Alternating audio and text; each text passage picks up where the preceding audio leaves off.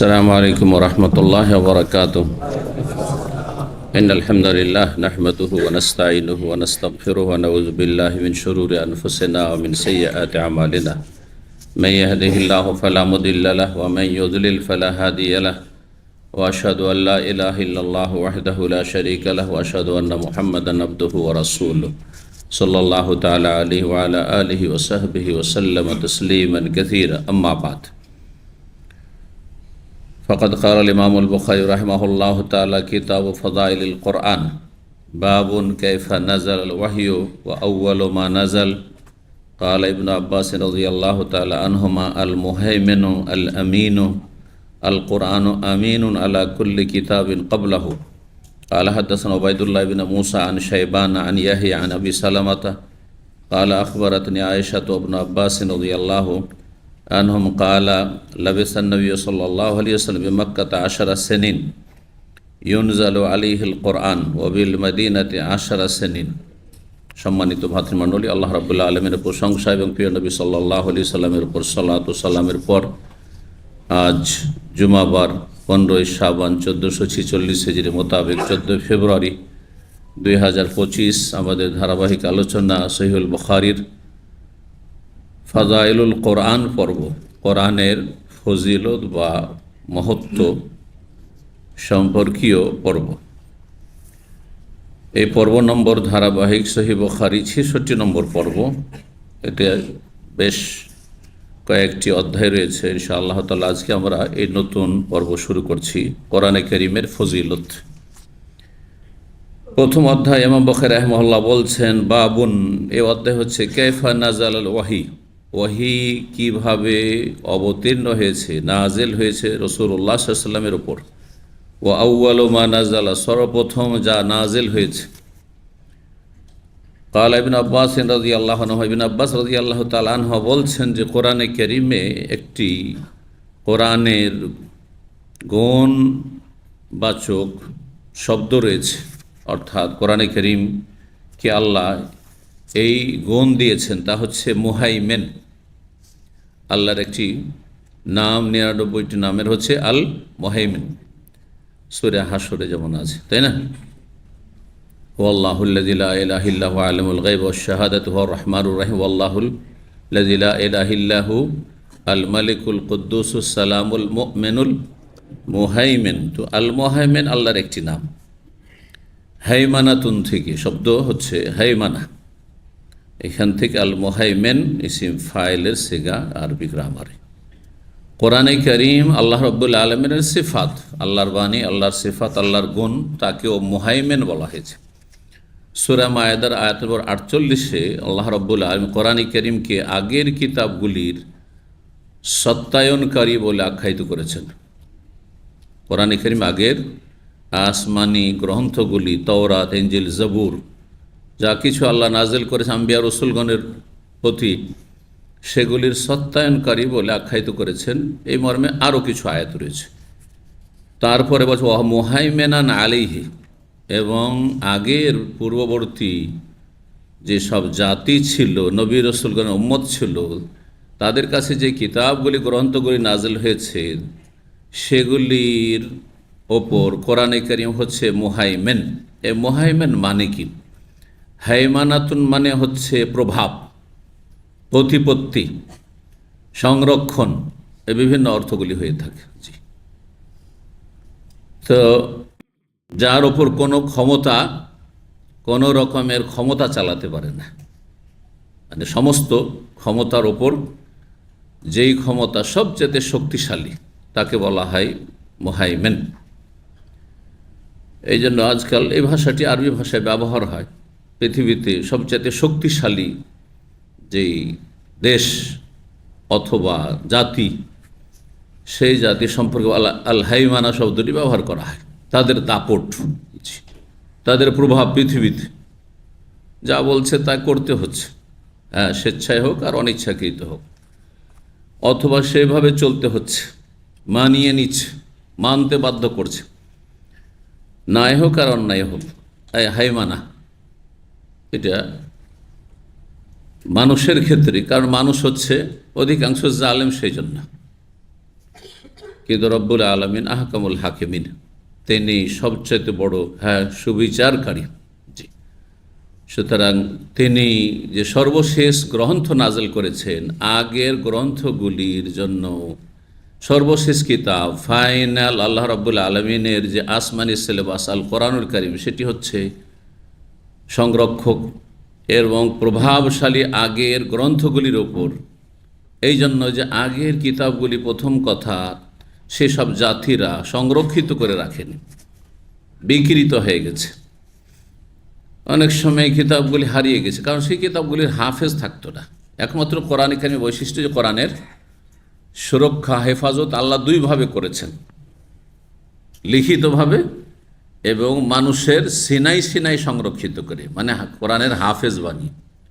পৃথিবীতে লক্ষ লক্ষ হাফেজ রয়েছে, সারা পৃথিবীর দুনিয়ার সমস্ত কপি গ্রন্থ কোরআনে কারীমের যে লিপি রয়েছে, সেগুলি যদি হারিয়ে যায়, শেষ করে দেওয়া হয়, নিশ্চিহ্ন করে দেওয়া হয়, তবু কোরআনকে কেউ একটুও রদবদল করতে পারবে না, কারণ মানুষের সিনাই একেবারে পুরোপুরি সুরক্ষিত রয়েছে। বরং শুদ্ধ উচ্চারণের সাথে যতগুলি পড়ার জন্য কেরাতে অবকাশ রয়েছে, 10 রকমের প্রসিদ্ধ যে কেরাত রয়েছে, সবগুলির কারি হাফেজ রয়েছে পৃথিবীতে। তো এইভাবে আল্লাহ হেফাজত করে, ইন্না নাহনু নাজ্জালনা যিকরা ওয়া ইন্না লাহু লাহাফিজুন, নিশ্চয় আমি কোরআন নাজেল করেছি উপদেশ, এবং তার হেফাজত সংরক্ষণ আমি করব, যেহেতু আল্লাহ দায়িত্ব নিয়েছেন। কিন্তু আগের কিতাবগুলির দায়িত্ব আল্লাহ নেননি, ওই জাতিকে দায়িত্ব দিয়েছিলেন যে তোমাদের এই গ্রন্থের কিতাবের আমি নাজেল করি, তোমরা হেফাজত করো। বেমাস্তুহফিজু মিন কিতাবিল্লাহ, কোরআন আরেকটি আয়াত রয়েছে। তাদেরকে বলা হয়েছিল যে আল্লাহর কিতাব, যে গ্রন্থগুলি নাজেল, তাওরাত, ইনজিল, জবুর, সুহফে ইব্রাহিম, মূসা, এগুলি তোমাদের হেফাজত করতে হবে, তোমাদের দায়িত্ব। মানুষরা দায়িত্ব পালন করতে গাফিলতি করেছে, উদাসীনতা দেখিয়েছে, অথবা অপারগ হয়েছে, পারেনি। যুগের আবর্তন বিবর্তনে যখন সেগুলি শেষ হয়ে গিয়েছে, তখন কিছু জানা ছিল, কিছু জানা ছিল না, তখন আনুমানিক তারা রচনা করেছে।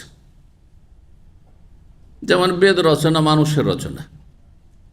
আরজরা যখন প্রায় 4000 4500 বছর আগে ভারতে গেল, তখন সেখানে যাওয়ার পরে তারা যে ধর্মে বিশ্বাসী ছিল, পৌত্তলিকা তার ধর্মে, আর তার সাথে কিছু তৌহিদের জ্ঞানও ছিল।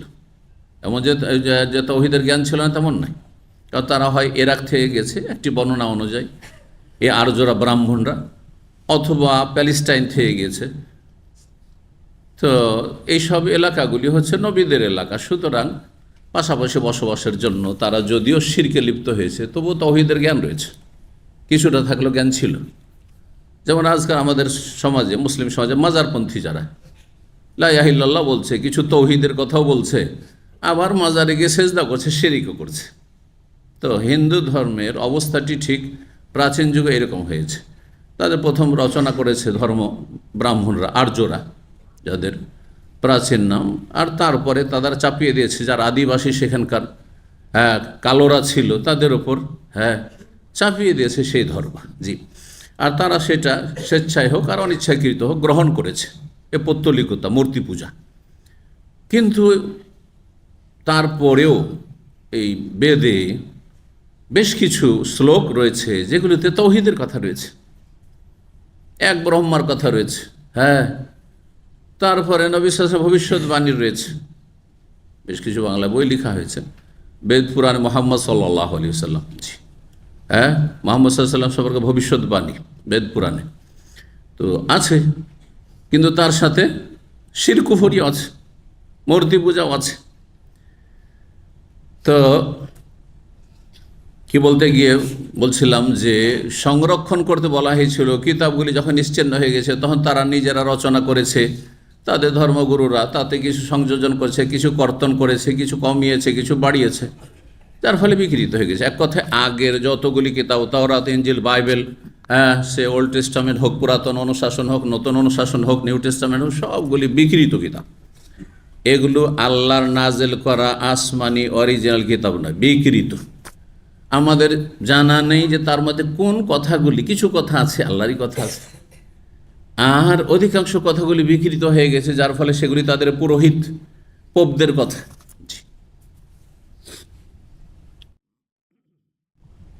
কিন্তু কোরআনে কারীম আল্লাহ রাব্বুল স্বয়ং হেফাজতের দায়িত্ব যেহেতু নিয়েছেন, এবং হেফাজতের আল্লাহ করিয়েছেন মানুষকে দিয়ে, কিন্তু আল্লাহ নিজ দায়িত্ব নিয়েছেন যে এমন কিছু মানুষ তৈরি করব যারা কোরআনে কারীম বিতরণ করবে, লিপিকার আকারে, গ্রন্থের আকারে, তাদের অর্থ সম্পদ দিয়ে, তাও আল্লাহ করেছেন যুগে যুগে। এমন কিছু মানুষ তৈরি করে তার বিভিন্ন ভাষায় কোরআনের অনুবাদ তাফসীর করবে, আর তারপরে সেটা বিতরণ হবে অথবা সেটার পঠন পাঠন হবে। এটা একটা হেফাজতের রাস্তা। আর একটি হেফাজত হচ্ছে এমন কিছু মানুষ তৈরি করবে যারা কোরআনের হাফেজ হবে, কোরআন শুদ্ধ উচ্চারণ করবে, তেলাওয়াত করবে, যাতে করে সামান্য কিছু ভুল ত্রুটি কোথাও না থেকে যায়। তো কোরআন যেহেতু সুরক্ষিত কিতাব কিয়ামত পর্যন্ত, আর ওই অন্যগুলি হচ্ছে অরক্ষিত বা বিকৃত কিতাব, তাতেও কিছু আল্লাহর কথা রয়েছে। কোনগুলি আল্লাহর কথা আমরা কিভাবে মানব?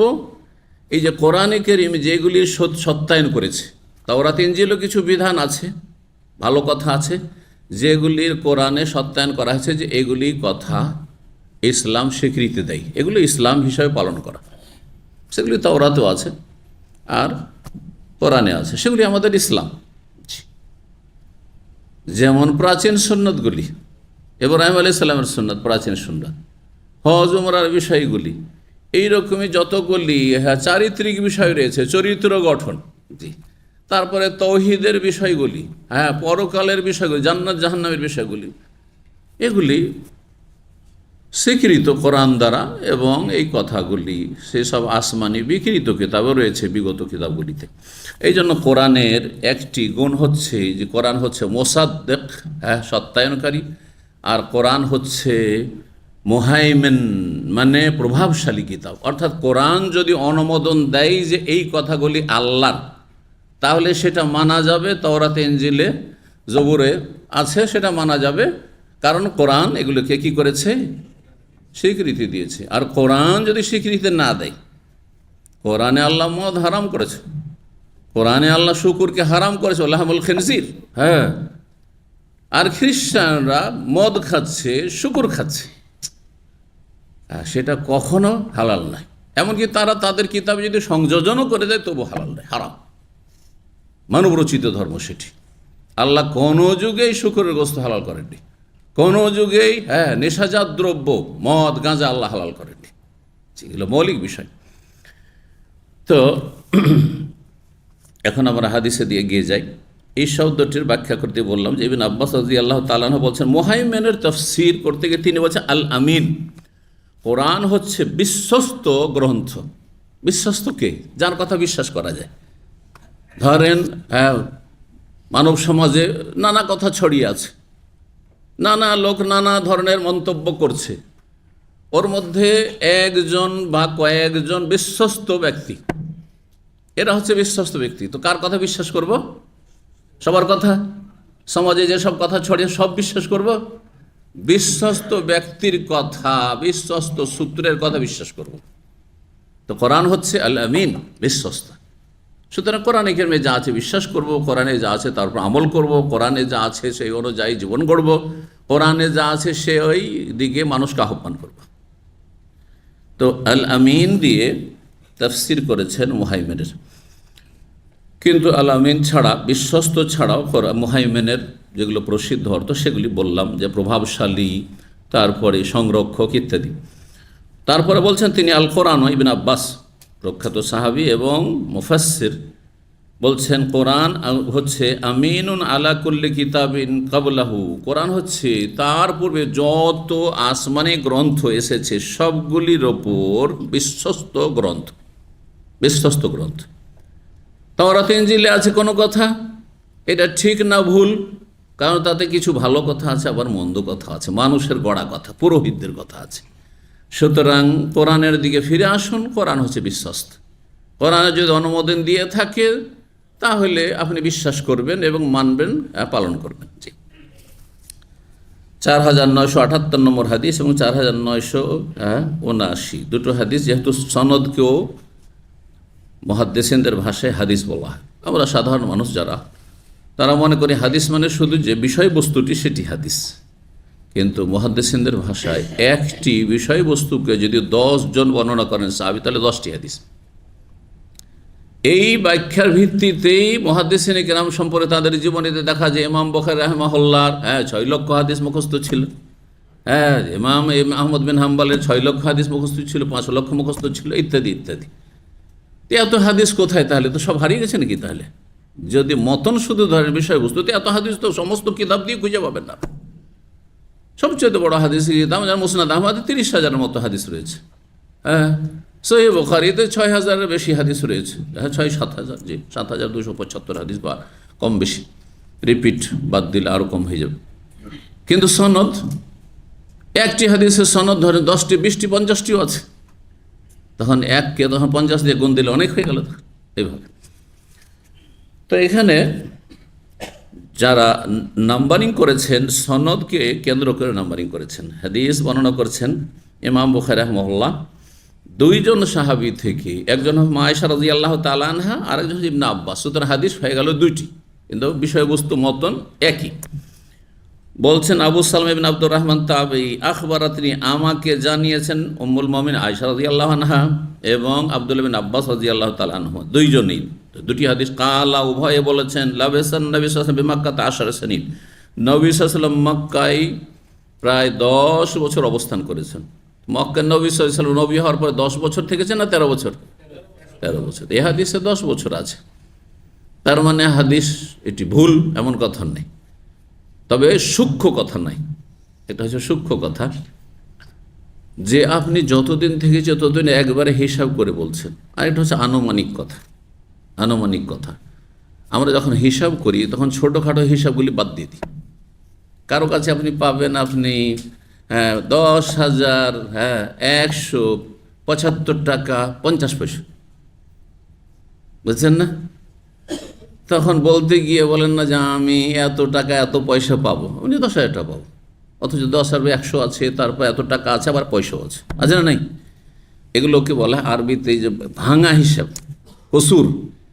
ভাঙা হিসাবগুলোকে অনেক সময় বাদ দিয়ে দেওয়া হয়, মানুষের গণনা বাদ দেওয়া হয়। তো 10 বছর একটা মোটা হিসাব, আর 3 বছর ভাঙা হিসাব, বোঝা গেছে? 3 বছরে 2-1 দিন বেশি, কয়েক ঘন্টা আরও বেশি, এগুলো হিসাব করে নাকি মানুষ? এই জন্য আমাদের দেশে ছোটোকালে আমরা শুনতাম মা খালাদের হিসাব, যে মাসে মাসে তোমার বয়স এত বছর হলো।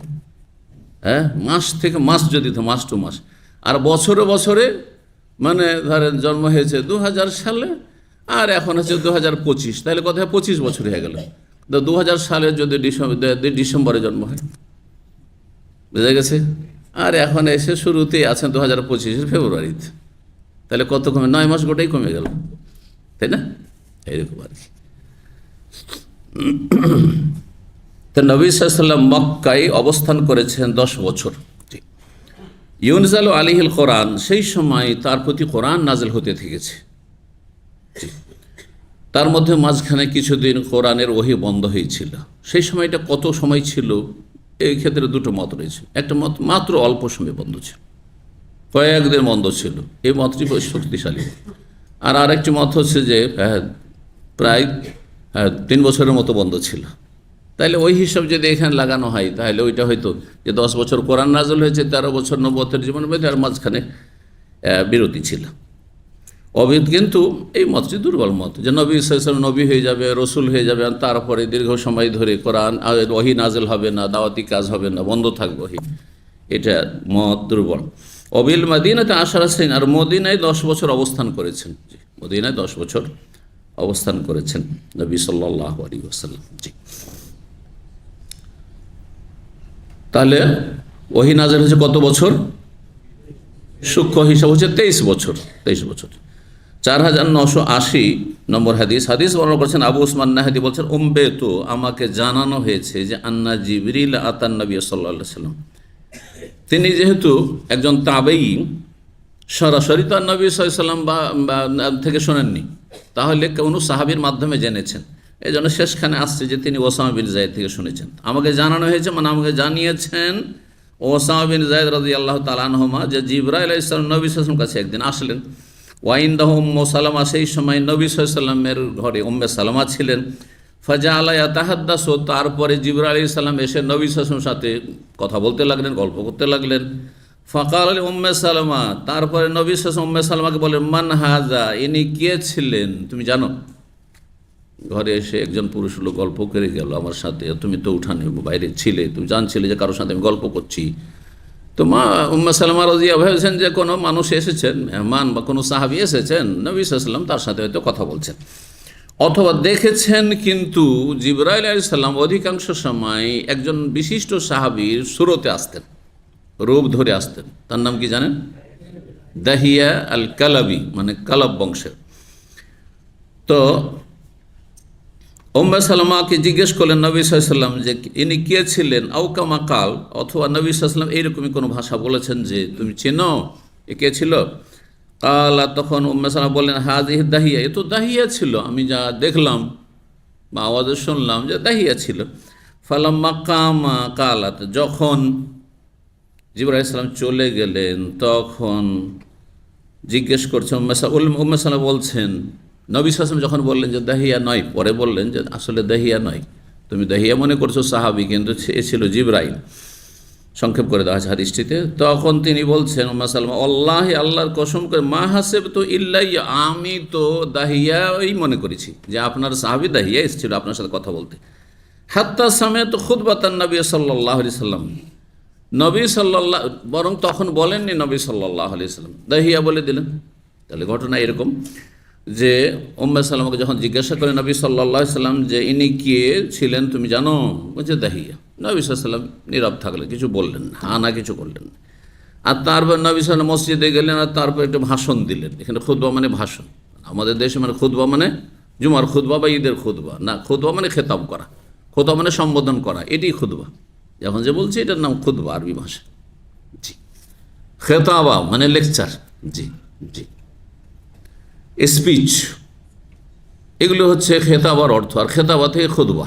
সুতরাং খুতবা মন্ত্রে হইতে হবে আরবি ভাষায়, এটা বেদাতীদের লক্ষণ।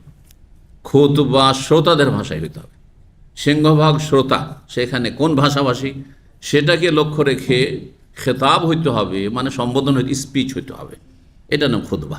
সুতরাং যারা খুতবাকে মন্ত্রের আকারে রেখে দিয়েছে আর জাতির বিভিন্ন স্তরের লোককে ইসলাম শিখাতে বঞ্চিত রেখেছে, হাসরের মাঠে তাদের কঠিন শাস্তির সম্মুখীন হতে হবে। ভালো বুঝুন, এই বেদাতি মোল্লারা, এরা ব্রাহ্মণদের মতো। ব্রাহ্মণরা যেমন অন্য আরও 3টি কাস্ট হিন্দুদের রয়েছে, তাদেরকে ধর্ম সম্পর্কে বেদ ছোঁয়া তোমাদের জন্য বৈধ নয়, না হলে জ্বলে তোমরা ভস্মীভূত হয়ে যাবে। সুতরাং তারা ধারে কাছে, মন্দিরের কাছে ধারে কাছেও যাবে না, আর বেদের ধারে কাছেও যাবে না। ঠিকই এইরকমই করে যে তোমরা শুধু খুতবা শোনো, আরবিতে মন্ত্র, তোমরা ইসলাম বুঝবে না, এসব বোঝার জিনিস না। এরা বুঝলে আগে 10 বছর 12 বছর 15 বছর মাদ্রাসায় পড়াশোনা করে আসতে হবে, নাও শিখতে হবে, সার্ফ শিখতে হবে, বালাগাত শিখতে হবে, মন্তেক শিখতে হবে, হেকমত শিখতে হবে, আর কত কি পড়তে হবে, তারপরে তখন তো ছুঁইতে হবে আরবি ভাষা। এত সোজা কথা, এটা বেদাতীদের লক্ষণ। আল্লাহ কোরআনকে সূরা কামারে বারবার করে বলছে, ওয়ালাকাদ ইয়াসসারনাল কুরআন লিযিকর, নিশ্চয় আমি কোরআনকে উপদেশ নেওয়ার জন্য সহজ করেছি। যে কিতাবকে আল্লাহ স্বয়ং সহজ করেছেন তার কথা বোধগম্য নয়। হ্যাঁ, তার চাইতে বেশি বিদাতি মোল্লা ভালো করে বুঝাইতে পারে রবের চাইতে? রব যিনি আমাকে বোধ শক্তি দিয়েছেন, বুঝার শক্তি দিয়েছেন, তিনি সবচেয়ে ভালো করে বুঝাতে পারেন না অন্যরা পারে? চিন্তা করুন তো দেখি, কমন সেন্সে। সুতরাং এইভাবে বিভ্রান্ত করে যুগ যুগ ধরে সুফিরা ভারত উপমহাদেশে জনগণকে কোরআন থেকে, হাদিসের শিক্ষা থেকে বঞ্চিত রেখেছে, যাতে করে চোখ না খুলে যায়, আর আমাদের মাজার পূজা, পীর পূজা, আর আমাদের এই ধর্ম ব্যবসা, বিনা পুঁজির ব্যবসা যেন মন্দা না হয়ে যায়। আল্লাহ সব অনিষ্টকে চেনার তৌফিক দান করেন, অনিষ্টকারীদেরকে চিহ্নিত করার তৌফিক দান করেন, তাদের অনিষ্ট থেকে রক্ষা করেন। জি, তো বলছেন যে চলে গেল জিবরাইল, তারপরে বলছেন ওয়াল্লাহি, আল্লাহর কসম করে বলছে, ওই উম্মে সালামা বলছেন, মা হাসিবতু ইল্লা, আমি তো ধারণা করেছি যে জিবরাইল নয়, এটা দাহিয়াই ছিল, যা বললাম আমি। হাত্তা সামিআতু খুতবাতান নবী সাল্লাল্লাহু আলাইহি সাল্লাম, তারপরে আমি নবী সাল্লাল্লাহু আলাইহি সাল্লামের ভাষণ শুনলাম। ইউখবিরু খাবরা জিবরিল, তাতে তিনি আলোচনা প্রসঙ্গে বলছেন যে জিবরাইল আলাইহিস সালাম এই কথাগুলি আমাকে বলে গেলেন, এখনই আমার কাছে এসেছিলেন। আও কামা কাল কাল আবি। জি, এখানে ওই মোতামের, ইমাম বুখারী ওস্তাদ মুসা বিন ইসমাইলের ওস্তাদ হচ্ছে মোতামের। মোতামের বলছেন সামেতো আমি আমার আব্বার কাছে শুনেছি। তো মোতামের বিন সুলাইমান, আমরা হাদিসের সনদ যেহেতু পড়েছি, মদিনা ইউনিভার্সিটি যারা হাদিস নিয়ে পড়াশোনা করে তাদের মতন পড়ানো হয় না, শুধু সনদও পড়ানো হয়। এবং কার বাপের নাম কি, কার যুগটা কি, সে সাহাবি না তাবেই না তাবা তাবেই, কারণ এগুলোর উপর নির্ভর করছে হাদিসের সহিহ অনেক সময়। কারণ একজন আরেকজনের সাথে সাক্ষাৎ হয়েছে কি হয়নি, কার কখন জন্ম, কার কখন ইন্তেকাল, এর মাধ্যমে বোঝা যাবে। এখন আমি যদি বলি কানা কাহাই করে দেখাতে যে আমি সরাসরি শুনেছি ইমাম ইবনে হাজার রাহিমাহুল্লাহর কাছে, কথা বোঝা গেছে, আমি শুনেছি শাহ ওয়ালিউল্লাহ মুহাদ্দিস দেহলভির কাছে, কারণ সাধারণ মানুষ তো বুঝবেন না, হইতেও পারে, কারণ আপনি জানেন না যে শাহ ওয়ালিউল্লাহ মুহাদ্দিস দেহলভির যুগটা কখন।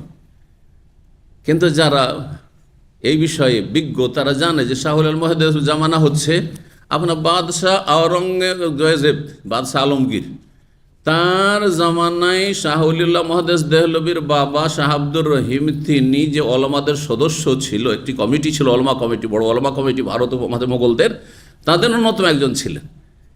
তাহলে আলমগীর আর আলমগীরের পরে যে রাজাগুলি এসে সেই যুগটা হচ্ছে কার যুগ, শাহ ওয়ালিউল্লাহ মুহাদ্দিস দেহলভির যুগ। আর আমি ভারতে, ভারতের মোগল আমল গেল, শেরশাহ সুরির যুগ গেল, সব মুসলিম শাসন আমল গেল, তারপরে ইংরেজদের 200-250 বছর গেল, তারপরে আপনার 47-এর পরে ভারত পাকিস্তান এসব যুগ যাওয়ার পরে 47 আমার জন্ম হয়নি, আর আমি বলছি আমি ওলিউল্লাহ মুহাদ্দিস দেহলভির কাছে শুনেছি। মিথ্যুক না? বোঝা গেছে না? তখন বোঝা যাবে এই তো জাল, হাদিস তো জাল। এই হাদিস জাল বোঝার একটা তরিকা। ঠিক তো বলছেন কালা আবি, আমার আব্বা বললেন, মানে মোতামের বলছেন যে আমার আব্বা বললেন, কুলতু লি আবি উসমান, কারণ তার আব্বা সুলাইমানের ওস্তাদ হচ্ছে আবু উসমান নাহদি তাবেই। আমি আবু উসমানকে বললাম মিম্মান সামে তাহাজা, আপনি যে বললেন যে ওম্বে, তো আমাকে জ্ঞাত করানো হয়েছে বা জানানো হয়েছে, তা আপনার কে জানাইলো, কার কাছ থেকে জানলেন? আপনি তো নবীকে পাননি, আপনি তো সালমাকে পাননি। কৌল তো মিম্মান সামে তাহাজা, কার কাছ থেকে এই হাদিসটা শুনেছেন? কাল আমিন ওসামা বিন যায়েদ, আমি ওসামা বিন যায়েদ রাদিয়াল্লাহু তাআলা আনহু থেকে শুনেছি। 4981 নম্বর হাদিস। হাদিস বর্ণনা করছেন সাহাবী আবু হুরায়রা রাদিয়াল্লাহু তাআলা আনহু, বলছেন কালান নবী সাল্লাল্লাহু, নবী সাল্লাল্লাহু আলাইহি ওয়াসাল্লাম বলেন, মা মিনাল আম্বিয়ায়ে নাবিয়্যুন ইল্লা উতিয়া মিনাল আয়াতি মা মিসলুহু আমানা আলাইহিল বাশার। নবী সাল্লাল্লাহু বলছেন যে কোনো নবীর আগমন ঘটেছে, এসেছেন পৃথিবীতে নিজ নিজ যুগে, ইল্লা উতিয়া মিনাল আয়াত, সমস্ত নবীকে নিদর্শনাবলী দেওয়া হয়েছে, মানে মুজিজাত। নিদর্শন মানে হচ্ছে আয়াত দুই রকম, আয়াত হচ্ছে আয়াতে শারঈ, আল্লাহর বিধানগত আয়াত হচ্ছে কোরআনের আয়াত অথবা রাসূলুল্লাহ সাল্লাল্লাহু আলাইহি ওয়াসাল্লামের বা নবীর কথাগুলি, দুটোই ওহী, এগুলো আয়াত। এই জন্য কোরআন আয়াতকে কি বলছেন? আয়াত বলছেন, কারণ কোরআনের আয়াতের মাধ্যমে আল্লাহ এবং আল্লাহর দ্বীন সম্পর্কে জানছেন। নিদর্শন এগুলি হচ্ছে শারঈ নিদর্শন, শারঈ আয়াত। আরেকটি হচ্ছে আয়াতে কওনিয়া, সৃষ্টিগত নিদর্শন বা সৃষ্টিগত আয়াত। সৃষ্টিগত আয়াত মানে এমন আল্লাহর সৃষ্টি, সব সৃষ্টি, সমস্ত আল্লাহর সৃষ্টি, এবং সেই সব সৃষ্টিকে দেখে বা সৃষ্টির জ্ঞান অর্জন করে স্রষ্টাকে চেনা যায়। যেমন আল্লাহ বলছেন যে তোমার বডিটা মাথা থেকে পা পর্যন্ত দেখো, অফি আনফুসিকুম, এবং গভীরভাবে গবেষণামূলক চিন্তা করে দেখো যে কত সুন্দর সুঠাম করে আল্লাহ তৈরি করছে, এবং এতে যে যন্ত্রপাতিগুলি রয়েছে সুবহানাল্লাহ কি সূক্ষ্মভাবে পরিচালিত হচ্ছে। আজকে আরও সায়েন্সের যুগে এই যে ব্লাডে, রক্তে যে এতগুলি গ্রুপ আছে, সুবহানাল্লাহ, রক্তে যে বিভিন্ন রকমের সেল আছে ইত্যাদি রয়েছে, হিমোগ্লোবিন আছে, এই আয়রন কম হয়ে গেছে না আপনার হিমোগ্লোবিন কম হয়ে গেছে, কত কি আছে, বেশি আছে না কম আছে, এগুলো নিয়ে চর্চা করে যে আল্লাহর সাথে সম্পৃক্ত হয়ে আল্লাহর প্রতি বিশ্বাসের ওপর ভিত্তি করে যদি মেডিকেল সায়েন্সের ছাত্ররা, শিক্ষকরা লেখাপড়া করত, তাহলে তাদের ঈমান আমাদের চাইতে মজবুত হইত। কারণ তারা এসব বিষয়গুলি অনেক সময় গভীরভাবে দেখছে, কিন্তু প্রথমে লেখাপড়া করেছে এমন শিক্ষা প্রতিষ্ঠানে যেই শিক্ষা প্রতিষ্ঠান প্রতিষ্ঠিত হয়েছে নাস্তিকতার উপর, বিধর্মিতার উপর, জি, আল্লাহ দ্রোহিতার উপর, হ্যাঁ, আল্লাহ থেকে সম্পর্কহীন হওয়ার উপর, যে আল্লাহ পরকাল এসব কিছুই নাই, এগুলো কথা, এগুলো সব কথা। আর তারপরে তখন এত সায়েন্স টেকনোলজির এত কিছু পড়ার পরে সব কিছু দেখছে, কিন্তু শেষখানে কোথায় পৌঁছে দিচ্ছে? ন্যাচারাল, সব প্রাকৃতিক বিষয়। কে এগুলো সৃষ্টি করলেন, কোথা থেকে আসলো, কিভাবে এগুলো পরিচালিত হচ্ছে। আপনি হার্টের বিষয়টি নেন, আপনি সুবহানাল্লাহ, লিভারের বিষয়টি নেন আপনি, এইভাবে এক একটি যন্ত্র শরীরে নেন আপনি। এগুলো হচ্ছে আয়াতে কৌনিয়া, এগুলি দিয়ে আল্লাহকে চেনা যায়। আয়াতে কৌনিয়া হচ্ছে দিগন্ত, সারা দুনিয়াতে কত রকমের জমিন, আর কত রকমের জমিনের অবস্থা, পাহাড় পর্বত, নদী, রালা, সাগর, মহাসাগর ইত্যাদি, এগুলি আল্লাহ দেখতে বলেছেন। আল্লাহ এগুলি দিয়ে আল্লাহকে চিনতে বলেছেন। আফালা ইয়ানজুরুনা ইলাল ইবলি কাইফা খুলিকাত, উঠকে দেখো তো, এত শক্তিশালী প্রাণী, আর সেটাকে তোমরা বশে করে নিতে পারছো, আর তাতে কত বহু মুখে উপকারিতা রয়েছে। কল্পনা করা যায় যে মরুভূমিতে সপ্তাহকে সপ্তাহ চলতে থাকছে, পানি পান করার মোটের কোনো সুযোগ নেই, তারপর অসুস্থ হচ্ছে না, মরছে না, আপনাকে নিয়ে চলতে আছে। বিভিন্ন দিক থেকে আল্লাহ উট নিয়ে গবেষণা করতে বলছেন। আফালা ইয়ানজুরুন, তাহলে আল্লাহকে চিনতে পারবে যে সৃষ্টি করেছেন তোমাদের উপকারের জন্য আল্লাহ এই উট, যে কোনো বাহন ছিল না। ওয়াইলাস সামাই কাইফা রুফাত, আকাশ, ওয়াইলাল জিবালি কাইফা নসিবাত, ওয়াইলাল আরদি কাইফা সতিবাত, পাহাড় পর্বত দেখো, আকাশের দিকে তাকাও, জমিনের দিকে তাকাও, সুবহানাল্লাহ, তাহলে আল্লাহকে চিনতে পারবে। এগুলি আয়াতে কওনিয়া। আর আয়াতে কওনিয়া হচ্ছে মুজিজাগুলি। একজন বলছেন আমি নবী, আমি রাসূলুল্লাহ, তখন মানুষ দুই ভাগে বিভক্ত। একদল তো সহজে ঈমান নিয়ে আসলো, বিশ্বাস করলো, অধিকাংশরা অস্বীকার করলো। তখন তাদেরকে চ্যালেঞ্জ করা হইল অসাধারণ অলৌকিক কিছু দেখানোর মতো, যেটি আল্লাহর ক্ষমতাধীন, কিন্তু নবীর মাধ্যমে আল্লাহ তা প্রকাশ করে থাকেন, যার নাম হচ্ছে মুজিজা, অলৌকিকত্ব। নবী সাল্লাল্লাহু আলাইহি সাল্লাম চাঁদকে দুটুকরো করে দেখালেন। নবী সাল্লাল্লাহু আলাইহি সাল্লাম মেরাজ থেকে ফিরে আসলেন, জি, রাতারাতি।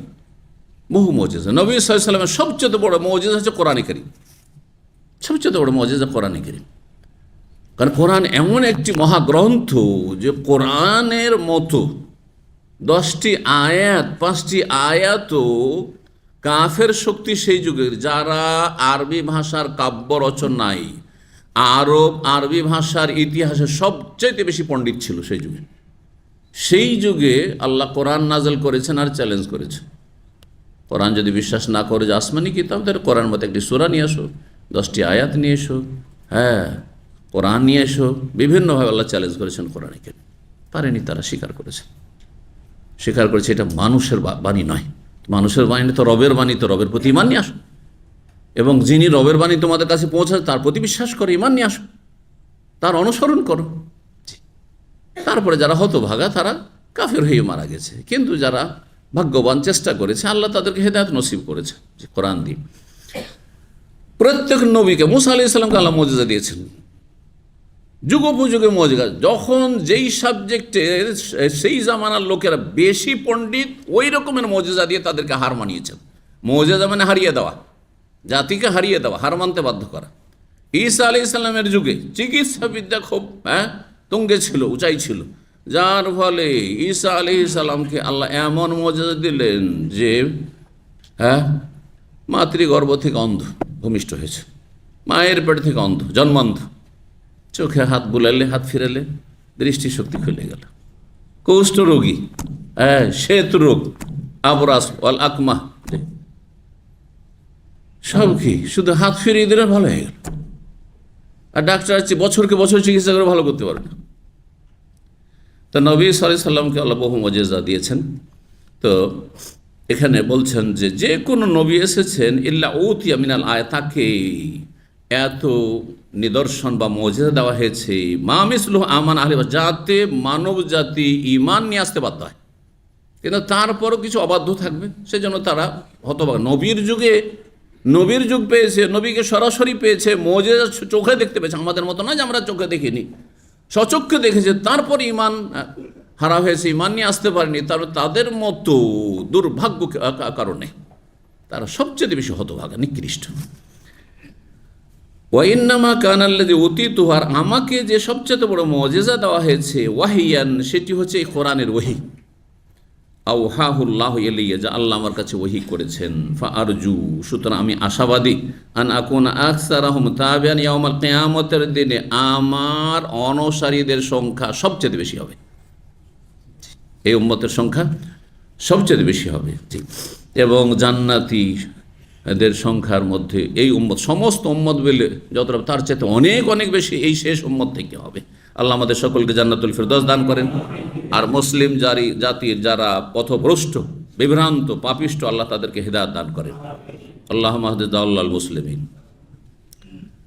ইবনে শাহাব যুহরি বর্ণনা করেছেন 4982 নম্বর হাদিস, আনাস বিন মালিক রাদিয়াল্লাহু তাআলা আনহু থেকে বলছেন, আন্নাল্লাহ তাআলা তাবা আলা রাসূলিহি ক্বাবলা ওয়াফাতিহি হাত্তা তাওয়াফাহু আকসার মা কানাল ওয়াহি। বলছেন মহান আল্লাহ, আন্নাল্লাহ তাআলা, মহান আল্লাহ, রাসূলুল্লাহ সাল্লাল্লাহু আলাইহি ওয়াসাল্লামের ইন্তেকালের পূর্বে বা পূর্ব পর্যন্ত ধারাবাহিক ওহী নাযিল করতে থেকেছেন। নবী সাল্লাল্লাহু আলাইহি ওয়াসাল্লামের ইন্তেকালের মুহূর্ত পর্যন্ত, একবারে শেষ সময় পর্যন্ত আসমান থেকে নবী সাল্লাল্লাহু আলাইহি ওয়াসাল্লামের প্রতি ওহী আসতে থেকেছে। আগের নবীদের কেমন ছিল? তাওরাত, আল্লাহ ডাকলে যে তাওরাতে এসো, তোর পাহাড়ে এসো, সেখানে গেলেন, আর তারপরে তাওরাত একবারে গ্রন্থ আকারে আল্লাহ দিয়ে দিলেন। ঈসা আলাইহিস সালাম ইনজিল একবারে ধরিয়ে দিলেন। কিন্তু নবী সাল্লাল্লাহু আলাইহি সাল্লামকে এইভাবে কোরআন ধরানো হয়নি। কি করা হয়েছে?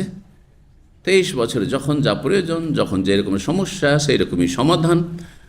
এবার ধীরে ধীরে ধীরে ধীরে ধীরে যদি কোনো বিধিবিধান আসে, সেটার বহুমুখী উপকারিতা রয়েছে। একবারে আসলে সেই উপকারিতা আপনি পাবেন না। একবারে অনেক অর্ডার চলে আসলো, মাথা খারাপ হয়ে যাবে। যারা মোদির আন্ডারে কাজ করছেন কোম্পানিতে, বসের আন্ডারে কাজ করছেন, একসাথে সকালবেলা ডিউটি দিয়ে গেছেন আর 25-50টা কাজ দিয়ে দিয়েছে। সকালবেলায় তো মাথা নষ্ট আপনার, কাজ করবেন আর কি। আর যদি একাধিক মদির থাকে, যেমন মুশরিকদের একাধিক মাবুদ, তাই না? তৃতীয়বাদী খ্রিস্টান, বহুত্ববাদী হচ্ছে পৌত্তলিক প্রতিমা পূজারী, বহুত্ববাদী মুশরিক হচ্ছে মাজার পূজারী। তাহলে কাকে রাজি করবে রে বাবা? এদিকে শাহজালালকে রাজি করলে, ওইদিকে খাজা মঈনুদ্দিন চিশতি, ওকে না রাজি করলে তো বিপদ ঘটবে। ওকে রাজি করলো তো আবার জয় গৌসুল আজ আব্দুল কাদের জিলানি, আবার এদিকে বায়েজিদ বোস্তামি, ওইদিকে হোসেন মানসুর হাল্লা, যাবি কোথায়? পেরেশানির শেষ নেই, পেরেশানির শেষ নেই মুশরিকের। বুঝতে পারছেন? পক্ষান্তর আমার রব রাজি, দুনিয়া রাজি, কোনো পরোয়া নেই, কোনো পরোয়া নেই। এই যে ফায়দা। জি, কিন্তু একটা দুটা করে যদি সকালবেলা আপনার কাজ দিত, চলো তোমাকে এখন 2-3টা কাজ দেওয়া হইল, আরামসে রিল্যাক্স আপনি কাজ করছেন, কোনো চাপের মুখে না। আর তার কাজ শেষ, আরও 2-3টা কাজ দেওয়া হইল। প্রতিদিনে 2টা 3টা 4টা করে কাজ দেওয়া হচ্ছে, কিন্তু গোটা মাসের একসাথে যদি 100টা কাজ ধরিয়ে দেয়, তাহলে এতগুলি কাজ করা সম্ভব? হাত পা ছেড়ে দেবেন আপনি। জি, তো নবী সাল্লাল্লাহু আলাইহি ওয়াসাল্লামকে আল্লাহ 23 বছর কোরআন দিয়েছেন, যাতে কোরআন সংরক্ষণ করাও খুব সহজ হয় সাহাবায়ে কেরামদের জন্য। প্রতিদিন 2টা 4টা আয়াত নাযিল হচ্ছে, 10টা আয়াত নাযিল হচ্ছে, আর সেগুলি সহজে মুখস্থ করে নিচ্ছেন, কত সহজ।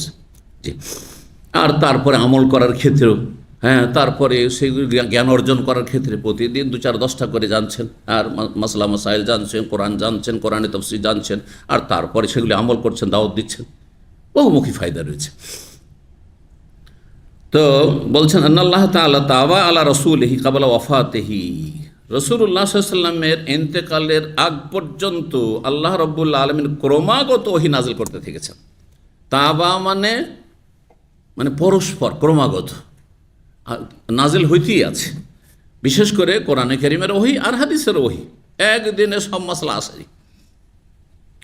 অধিকাংশ মাসলা মাসাইল, যেগুলো বিস্তারিত মাসলা মাসাইল আকীদা ছাড়া, সেগুলি সব মদিনায় নাজিল হয়েছে।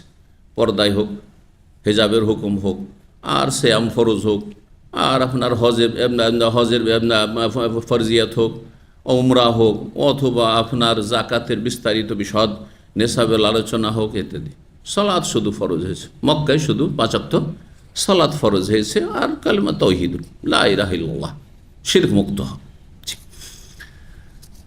হাত্তা তাওয়াফাহু, এমনকি নবী সাল্লাল্লাহু আলাইহি ওয়াসাল্লামের তিরোধান হল, ইন্তেকাল আকসার মা কান আলী হল। যখন নবী সাল্লাল্লাহু আলাইহি ওয়াসাল্লাম ইন্তেকালের সময় কাছে আসে, তখন আরও বেশি বেশি ওহী আসা শুরু হয়েছে, কারণ ওহীর এখন সমাপ্তি ঘটতে যাচ্ছে। সুম্মা তুফিয়া রাসূলুল্লাহ বাদু, তারপরে রাসূলুল্লাহ সাল্লাল্লাহু আলাইহি ওয়াসাল্লামের ইন্তেকাল হয়। তার নবী সাল্লাল্লাহু আলাইহি ওয়াসাল্লামের ইন্তেকাল হয়েছে ওয়াফাতে রসুল, ওয়াফাতে নবী, হায়াতুন নবী নয়। হায়াতুন নবী বলা শিরকি কথা, আর ওয়াফাতুন নবী বলা কোরআন হাদিসের কথা। নবীর ওয়াফাত হয়েছে, তিরোধান হয়েছে, নবী ইন্তেকাল করেছেন। সহজ ভাষায় নবী মৃত্যুবরণ করেছেন, মারা গেছেন। মত কোরআনে কারীমের কয়েকটি আয়াতে মত কথাটি নবীর জন্য ব্যবহার করা হয়েছে। আর হাদিস তো অসংখ্য হাদিস রয়েছে, জি, যেগুলোতে সাহাবাই কেরাম কোনো বেয়াদবি ফিল করেননি যে নবী মারা গেছেন বলবো তো বেয়াদবি হয়ে যাবে। যেমন এটা বেদাতিদের লক্ষণ আজকাল আমাদের সমাজে, ভারত, বাংলাদেশ, পাকিস্তানে। কিন্তু নবী মারা গিয়েছেন বলে তো ওর মতো বেয়াদব কেউ নেই, তাই না? সাহাবাই কেরামদের আদর্শ এটি, জি, এটি হচ্ছে ইসলাম। আপনি যদি বলেন না সন্দেহ আছে, তিনি মরেও মারা যাননি, তিনি যেমন মাজার পূজারীদের বিশ্বাস যে পীর মরে গেলে আরও শক্তিশালী হয়ে যায়, যতদিন বেঁচে ছিল তার চাইতে বেশি শক্তিশালী হয়ে যায় কখন? তো মারা তো যায়নি, বোধহয় চোখের আড়াল হয়ে গেছে, চোখের আড়াল হয়ে গেছে, শুধু আত্মগোপনে চলে গেছে। নাউযুবিল্লাহ, সব শিরকি কুফরি কথা। জি, এগুলো দিয়ে ইসলাম থাকবে না। এইসব তৌহিদের জনতা, তৌহিদের জনতা না, এগুলো শিরকি জনতা। জি, ভালো কোশ্চেন দেখেন। 4983 নম্বর হাদিস, হাদিস বর্ণনা করছেন আসওয়াদ বিন কায়েস তাবি, বলছে সামেত জুন্দুবান, জুন্দুব সাহাবী রাদিয়াল্লাহু তাআলা থেকে শুনেছি, ইয়াকুল, তিনি ইস্তাকান নবী সাল্লাল্লাহু আলাইহি ওয়াসাল্লাম, নবী সাল্লাল্লাহু আলাইহি ওয়াসাল্লাম একবার অসুস্থ হয়ে পড়লেন। ফালাম ইয়াকুল লাইলাতান আও লাইলাতাইন, সুতরাং তিনি এক রাত অথবা দুই রাত তাহাজ্জুদে উঠতে পারেননি অসুস্থতার কারণে। কিয়াম তাহাজ্জুদ মানে তো আমাদের মতো, আমাদের সমাজে আজকাল যেমন তাহাজ্জুদ আধা ঘন্টা 40 মিনিট, হ্যাঁ কম একটু বেশি, 1 ঘন্টার বেশি নয়, হ্যাঁ 1 ঘন্টা বলে অনেক ভালো কোয়ালিটির তাহাজ্জুদ না। নবী সাল্লাল্লাহু তাহাজ্জুদ মানে 1/3 অংশ, 2/3 অংশ, না হয় অর্ধেক অংশ রাতের। 3 রকম তাহাজ্জুদ সূরা মুজাম্মিলে রয়েছে, নিসফাহু আও ইনকুস মিনহু কালিলা আও জিদ আলাইহি, 3 রকম, হয় অর্ধেক, না হয় তার একটু কম মানে 1/3, 1/3 অংশ রাতের, অথবা আউজিদ আলাইহা মানে অর্ধেকের বেশি, তার মানে 2/3 অংশ। তাহলে চিন্তা করুন কত ঘন্টা তাহাজ্জুদ পড়তেন। অসুস্থতার কারণে 2 রাত উঠেননি। পাশি প্রতিবেশী এক কাফের মহিলা ছিল, বাস করত। ফাতাতহু ইমরাতুন, জনৈক মহিলা আসলো। এই মহিলা যেহেতু সে খবর রাখছে যে নবী এই 2 দিন, হ্যাঁ, তার তেলাওয়াত শোনা যায়নি, কারণ নবী সাল্লাল্লাহু আলাইহি ওয়াসাল্লাম উচ্চস্বরে তেলাওয়াত করতেন, যখন তাহাজ্জুদ পড়তেন উচ্চস্বরে তেলাওয়াত করতেন। তাহাজ্জুদ আপনি নিজে পড়ছেন, আর আপনার সেখানে আশেপাশে কেউ ঘুমিয়ে নেয়, কারো ঘুমে কোনো রকমের গোলযোগ হবে না, ডিস্টার্ব হবে না, তাহলে জোরে তেলাওয়াত করে উত্তম। রাতের সলাত একা পড়লেও জোরে তেলাওয়াত করে উত্তম, নিজেকে শুনিয়ে, নিজেকে কমপক্ষে শুনিয়ে। এতে হবে কি, কোরআনের আপনার ওপর ভালো একটা প্রভাব পড়বে, হ্যাঁ, আপনার ঈমান শক্তিশালী হবে, আপনি আখিরাতমুখী হবেন, আপনার অন্তরটা নরম হবে। এই জন্য এটি সুন্নাত। কিন্তু যদি দেখা যায় যে পাশের লোকেরা ঘুমিয়ে আছে, আপনার স্ত্রী উঠেনি, অথবা ছেলেমেয়েরা ঘুমিয়ে আছে, জোরে তেলাওয়াত করলে এরা জেগে যাবে, এদের কষ্ট হবে, অথবা অসুস্থ মানুষ আছে, অথবা ব্যাচেলার রুমে বাস করছেন আর ওখানে আপনি তেলাওয়াত শুরু করে দিবেন তাহাজ্জুদে, না না, এটা জায়েজ নয় তখন। জি, তো এই মহিলা পাশে বাস করত, হতে পারে যে তার পাশে বাস করা মহিলা হচ্ছে আবু লাহাবের স্ত্রী, নবী সাল্লাল্লাহু আলাইহি ওয়াসাল্লামের চাচি, যাকে আল্লাহ সূরা লাহাবে কি বলেছেন? হ্যাঁ, হাম্মালাতুল হাতাব, হ্যাঁ, লকড়ি কুড়ানি, হ্যাঁ, লকড়ি টুকানি। তো এই মহিলা উম্মে জামিল লানাহাল্লাহ, আল্লাহ লানত করেছেন, আল্লাহ স্বয়ং লানত করেছে। তাব্বাত ইয়াদা আবি লাহাব, আবু লাহাবের 2 হাত ধ্বংস, সেও ধ্বংস, অমরাতও, তার স্ত্রীও ধ্বংস, হ্যাঁ ধ্বংস হোক, লানত হোক। আর এই কোরআনের আয়াত সূরা কিয়ামত পর্যন্ত তেলাওয়াত হইতে আছে। কত মানুষ যে তেলাওয়াত করেছে, কত মানুষ যে তেলাওয়াত করছে, আর কত যে তেলাওয়াত হবে, লানত হইতেই থাকবে। চিন্তা করেন যে আপনি আল্লাহর রহমত পাওয়ার কাজ করে যান, যাতে লানত অভিশাপ না হয়। তো এই মহিলা বলল যে ইয়া মুহাম্মদ, হে মুহাম্মদ, মা ওরা শাইতানাকা ইল্লা কাদ তারাকাকা, তোমার শয়তান তো তোমাকে পরিত্যাগ করেছে। কত বড় অপরাধী সে মহিলা, এক জিবরাইল আলাইহিস সালামকে শয়তান বলছে। আর নবী সাল্লাল্লাহু আলাইহি ওয়াসাল্লামের কাছে 2 দিন, হ্যাঁ, 2 দিন যে তেলাওয়াত করেননি অসুস্থতার কারণে, তোমাকে ছেড়ে দিয়েছে, সেই জন্য তোমার আর তেলাওয়াত শুনতে পাইনি। জানতে পাইনি। ফানজালাল্লাহু আযজা, তখন আল্লাহ সূরা ওয়াদ-দুহা নাযিল করলেন। ওয়াদ-দুহা ওয়াল-লাইলি ইযা সাজা মা ওয়াদ্দাকা রাব্বুকা ওয়া মা ক্বালা। ওয়াদ-দুহা পূর্বাহ্নের শপথ, সকালবেলার দোহা, চাস্তের সময়, জোহরের আগে যে সময়টা রয়েছে, নাস্তার সময় সাধারণত আমাদের দেশে। ওয়াল-লাইলি, আর রাতের শপথ, ইযা সাজা, যখন রাত নিঝুম হয়ে যায়, যখন রাতের অন্ধকার পৃথিবীকে ঢেকে ফেলে। মা ওয়াদ্দাকা, তোমাকে তোমার রব ছেড়ে দেননি। মা ওয়াদ্দাকা রব্বুকা, তোমার রব তোমাকে পরিত্যাগ করেননি। ওয়া মা কালা, এবং তোমার রব তোমার ওপর অসন্তুষ্ট হননি। এই মহিলা হচ্ছে মিথ্যুক, জি, অভিশপ্তা। 2 নম্বর অধ্যায় বাবুন, এই অধ্যায় হচ্ছে নাযালাল কোরআন বিলিসানে কুরাইশ ওয়াল আরব। কোরআনে কারীম নাযিল হয়েছে কুরাইশদের মাতৃভাষা এবং আরবদের ভাষায়। এক তো আরবি ভাষা, আর আরবি ভাষার বিভিন্ন অ্যাকসেন্ট, উচ্চারণ রয়েছে, আঞ্চলিক ভাষা রয়েছে। সেসব আঞ্চলিক ভাষায় আল্লাহ কোরআন নাযিল করেনি, বরং কুরাইশ বংশ সবচাইতে আরবদের মধ্যে সম্ভ্রান্ত বংশ, শ্রেষ্ঠ বংশ, এবং তাদের ভাষা সবচাইতে শুদ্ধ ভাষা, সেই ভাষায় কোরআন নাযিল হয়েছে, সেই ভাষায় কোরআন কারীম নাযিল হয়েছে। তো এই ছিল অধ্যায়। আল্লাহ কোরআনে সূরা ইউসুফে বলছেন, কোরআনান আরাবিয়ান গায়রা জি এওয়াজ, আমি কোরআন নাযিল করেছি আরবি ভাষায়, পৃথিবীর সবচেয়ে রিচ ভাষা, ধনাঢ্য ভাষা, এবং যেই ভাষা অন্য ভাষার মুখাপেক্ষী নয়। অধিকাংশ ভাষাগুলি অন্য ভাষা থেকে বেশিরভাগ ধার করতে হয় নিজের ভাষাকে সমৃদ্ধ করার জন্য, কিন্তু আরবি ভাষা অন্য ভাষা সাধারণত ধার করে না। আর যদি কোনো শব্দ নেই তো এমন সেটাকে আরবি করে নেওয়া হয় যে বোঝাই যায় না যে এটা অন্য ভাষা ছিল। কারণ বাংলা ভাষাতে যেসব ইংরেজি শব্দ ব্যবহার করছি, সাধারণ মানুষ শুনলেও বুঝবে যে এটা বাংলা নয়, তাই না? ঠিক না? বা উর্দু থেকে নিচ্ছেন, আর এই তো উর্দু এটা শব্দটা, তাই না? কিন্তু আরবি ভাষা যখন অন্য ভাষা থেকে কদাচ নিয়েছে কোনো শব্দ, তখন সেটা আরবিকরণ করেছে, মানে তারিফ করে নিয়েছে। যেমন প্যারাডাইস, ফিরদৌস, ইব্রাহিম, এইভাবে বলতে পারেন। তো উদাহরণস্বরূপ বললাম আর কি, বোঝার জন্য। আরবি ভাষায় কোরআন নাযিল আল্লাহ করেছেন, বেলেসানিন আরবি, সূরা শুআরা আয়াত 195 আল্লাহ বলেছেন যে আল্লাহ কোরআন নাযিল করেছেন সুস্পষ্ট আরবি ভাষায়। আরবি ভাষা, এবং আরবি ভাষা হচ্ছে সুস্পষ্ট, আর সবচেয়ে শুদ্ধ ভাষা হচ্ছে কুরাইশদের ভাষা, সেই ভাষা আল্লাহ কোরআন নাযিল করেছেন। 4984 নম্বর হাদিস বর্ণনা করছেন, একটি এসি বন্ধ করে দেন। আনাস মালিক রাদিয়াল্লাহু তাআলা বলছেন, হাদিস ইমাম জোহরি বলছেন, ওয়াখবারনি আনাস মালিক আমার জানিয়েছেন, কালা আমারা উসমান ও যায়েদ ইবনে সাবিত ও সাঈদ ইবনে আস ও আব্দুল্লাহ ইবনে জুবাইর ও আব্দুর রহমান ইবনে হারিস ইবনে হিশাম আন ইয়ানসাখু ফিল মাসাহিফ। কোরআনের সংকলন সম্পর্কে হাদিস আসছে।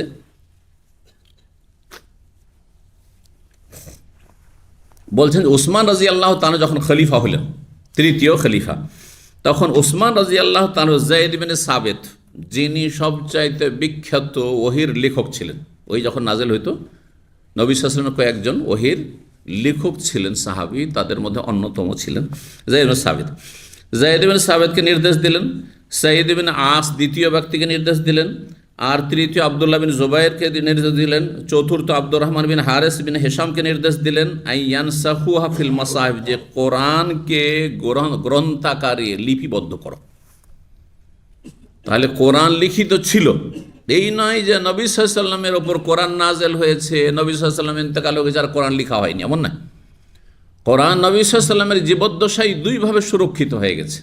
এক হচ্ছে কোরআন নাযিল হওয়ার সাথে সাথে নবী সাল্লাল্লাহু আলাইহি ওয়াসাল্লাম নিজের সাথে মুখস্থ, জিবরাইল আলাইহিস সালাম শোনাতে, আর তারপরে সাহাবায়ে কেরামরা, অসংখ্য সাহাবায়ে কেরামগণ সাথে শুনিয়ে দিয়েছে এই আয়াতগুলি, এই সূরা আজকে নাযিল হয়েছে, সাহাবীরা মুখস্থ করে নিয়েছেন। তাহলে সিনাতে সুদূরুর রিজাল, মানুষের সিনাই সুরক্ষিত করা হয়েছে। তার সাথে ওহী নাযিল হওয়ার সাথে সাথে সাহাবীদের ডেকে, যারা লিখতে জানতেন তাদেরকে ডেকে কয়েকজন ছিলেন এই কাজে নিয়োজিত, আর যে যখন কাছাকাছি থাকতেন বলতেন যে এই আয়াতগুলি লিখো। যদি গোটা সূরা হয়েছে, ছোট সূরা ধরে একবারে নাযিল হয়েছে, গোটা সূরা এই সূরা এই লিখো, এটা আলাদা করে।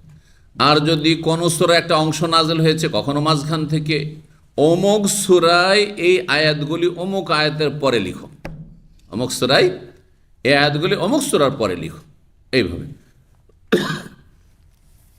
নবী সাল্লাল্লাহু আলাইহি ওয়াসাল্লামের জামানায় লেখা হয়েছে, কিন্তু গ্রন্থ আকারে ছিল না, ছড়িয়ে ছিটিয়ে ছিল। সেই যুগে কিসে লেখা হইতো? লেখা হইতো খেজুরের ডাল, যেগুলো চওড়া খেজুরের ডালও লেখা হইতো। আর লেখা হইতো কিসে? পাথরে লেখা হইতো। চামড়াকে শোধন করে চামড়ার উপরে লেখা হইতো, জি, গাছের বাকলে লেখা হইতো। এইভাবে বিভিন্ন জিনিসে লিখে রাখা হইতো, ছড়িয়ে ছিটিয়ে ছিল সেগুলি। এইভাবে ছড়িয়ে ছিটিয়ে থাকলে তো হবে না, এক জায়গায় করতে হবে, না হলে তো সবসময় এরকম অবস্থা থাকবে না। তো একসময় তো কোনো আয়াত তো হারিয়ে যেতে পারে, মিস হয়ে যেতে পারে। সুতরাং উদ্যোগ নেওয়া হলো যে কোরআনকে কি করতে হবে? গ্রন্থ আকারে করতে হবে। তো এর জন্য প্রথম যেটা স্তর ছিল সেটা হচ্ছে যে আবু বকর সিদ্দিক রাদিয়াল্লাহু তাআলা আনহু সবগুলিকে লেখার নির্দেশ দিলেন, হ্যাঁ, একসাথে করার নির্দেশ দিলেন। প্রাথমিক এই কাজটি শুরু হলো। আর তারপরে সেটা কপি করার পরে, গ্রন্থ আকারে করার পরে হাফসা রাদিয়াল্লাহু তাআলা আনহার কাছে সংরক্ষিত ছিল। ওসমান রাদিয়াল্লাহু তাআলা আনহুর জামানায় এইভাবে শুধু একটা কপিতে রাখা আছে, কিন্তু বিভিন্ন বংশগুলি নিজের নিজের মাতৃভাষায় পড়াশোনার বা তেলাওয়াতের অনুমতি ছিল, ওইভাবেই তেলাওয়াত করত। এতে আপোষে দ্বন্দ্ব হইত। কোরাইশদের উচ্চারণ আলাদা। প্রথম 7টি যারা বড় গোত্র বংশ, সেই বংশের মাতৃভাষায় কোরআন তেলাওয়াতের অনুমতি ছিল। এই জন্য হাদিস রয়েছে উনজিল কোরআন আলা সাবআতি হরফ। তো এইভাবে চলতে থাকে, কিন্তু তেলাওয়াতে যখন উচ্চারণে পার্থক্য হয় তখন তর্ক শুরু হয়ে যায়, অনেক সময় ঝগড়া শুরু হয়ে যায়। একজন একরকম করে তেলাওয়াত করছে কোনো শব্দ, আরেকজন আর এক রকম করে উচ্চারণ করছে, তখন কি শুরু হয়ে যায়? দ্বন্দ্ব শুরু। না এরকম না, আমি তো এরকম শিখেছি, না আমি তো এরকম শিখেছি। দেখলি এক ঝামেলায় তো ফিতনা শুরু হয়ে যাবে। ধর্ম নিয়ে দ্বন্দ্ব যদি শুরু হয় আর সব কিতাবুল্লাহ কোরআন কারীম নিয়ে, তাহলে তো মুশকিল হয়ে যাবে। তখন একত্রিত করা হলো, প্রাথমিক স্তরে এক কপি করে হাফসা রাদিয়াল্লাহু তাআলার কাছে রাখা হয়। তার ওসমান রাদিয়াল্লাহু তাআলা জামানায় ভাবলেন যে এত এইভাবে এক 7 ভাষায় এইভাবে না রেখে এক ভাষায় করে দেওয়া হবে, যেই ভাষায় মূলত কোরআন কারীম নাজিল করা আছে সেটা হচ্ছে কোরাইশদের ভাষায়। আর তারপরে অন্যদেরকে অনুমতি দেয়, কারণ শুদ্ধ ভাষা অনেকের জন্য উচ্চারণ করে পড়াটা কঠিন, যাতে ইসলাম শিখার কোরআন মুখস্থ করা কঠিন না হয়ে যায়, সেই জন্য সহজ করার জন্য এই অনুমতিটা দেওয়া হয়েছিল। তো তারপরে এক ভাষাতে একত্রিত করা হলো এবং 5টি কপি তৈরি করা হলো ওসমান রাদিয়াল্লাহু তাআলার জামানায়। 5টি কপি সূরায়, আর এইভাবে বিন্যাস করা হলো, মানে তরতিব সিরিয়াল করা হলো। সূরা ফাতিহা দিয়ে শুরু, তারপরে সূরা বাকারা, তারপরে আল ইমরান, নিসা, আর শেষখানে ফালাক, ইখলাস, ফালাক, নাস, এইভাবে। তার আগে সাহাবায়ে কেরামদের কাছে ব্যক্তি পর্যায়ে বিভিন্ন কপি ছিল, যেমন ইবনে মাসউদের কাছে ছিল, কিন্তু তার বিন্যাস অন্যরকম ছিল। ওসমান রাদিয়াল্লাহু তাআলার জামানায় যে বর্তমান যে কোরআন দেখছেন, এই বিন্যাসে কোরআনের 5টি কপি করা হলো। এই জন্য এই কোরআনকে বলা হয় মুসহাফে উসমানী। এই নামটি শুনেছেন নিশ্চয় অনেকেই। কি বলা হয়? মুসহাফ উসমানী, কারণ ওসমান রাদিয়াল্লাহু তাআলা আনহুর জামানার কোরআনের কি গ্রন্থাকার, কোরআনের গ্রন্থাকার বা কোরআনের লিপি। তো ওসমান রাদিয়াল্লাহু তাআলা নির্দেশ দিলেন এই কয়েকজন সাহাবীকে যে তোমরা কি করো, আইয়ান সাখওয়াফিল মাসাহিফ, যে তোমরা গ্রন্থ আকারে কোরআনকে লিপিবদ্ধ করো। ওয়াকাল লাহুম, তাদেরকে বলেও দিলেন এই কথা, ইযা ইখতালাফতুম আনতুম ওয়া যায়েদ ইবনে সাবিত ফি আরাবিয়াতিন মিন আরাবিয়াতুল কোরআন, তোমাদের যদি মতবিরোধ হয় যায়েদ ইবনে সাবিতের সাথে কোরআনের আরবি ভাষার কোনো আরবি শব্দ সম্পর্কে। প্রত্যেক ভাষায় কিন্তু আঞ্চলিকতা আছে, আছে না নেই? আঞ্চলিকতা আছে। আপনারা জানেন যারা বাংলা ভাষা সম্পর্কে অভিজ্ঞ, যে বাংলাদেশের কোন কোন ডিস্ট্রিক্টের ভাষা সবচেয়ে বেশি শুদ্ধ, মানে বইয়ের ভাষার সাথে মিলছে, ঠিক না? আর কোন অঞ্চলে কোন ডিস্ট্রিক্টগুলির ভাষা একবারে কিতাবের বইয়ের, বাংলা বইয়ের বা সাহিত্যের ভাষার চাইতে অনেক দূরে, জানা নেই? হ্যাঁ, চিটাগাংয়ের ভাষা সিলেটের ভাষা বইয়ের ভাষার থেকে দূরে না কাছে? হ্যাঁ, ওই রকমই হানি, হালা, হ্যাঁ, কি এগুলো বইয়ের ভাষা? ঠিক, তো ওই রকমই ছিল, আরবিতেও ছিল ওই রকমই ছিল।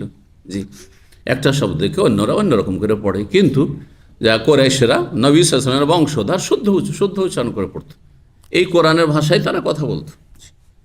নবী সাল্লাল্লাহু আলাইহি ওয়াসাল্লাম বংশধর, কাফের হোক আর মুসলিম হোক, জি, তাদের মাতৃভাষাটি ছিলেন।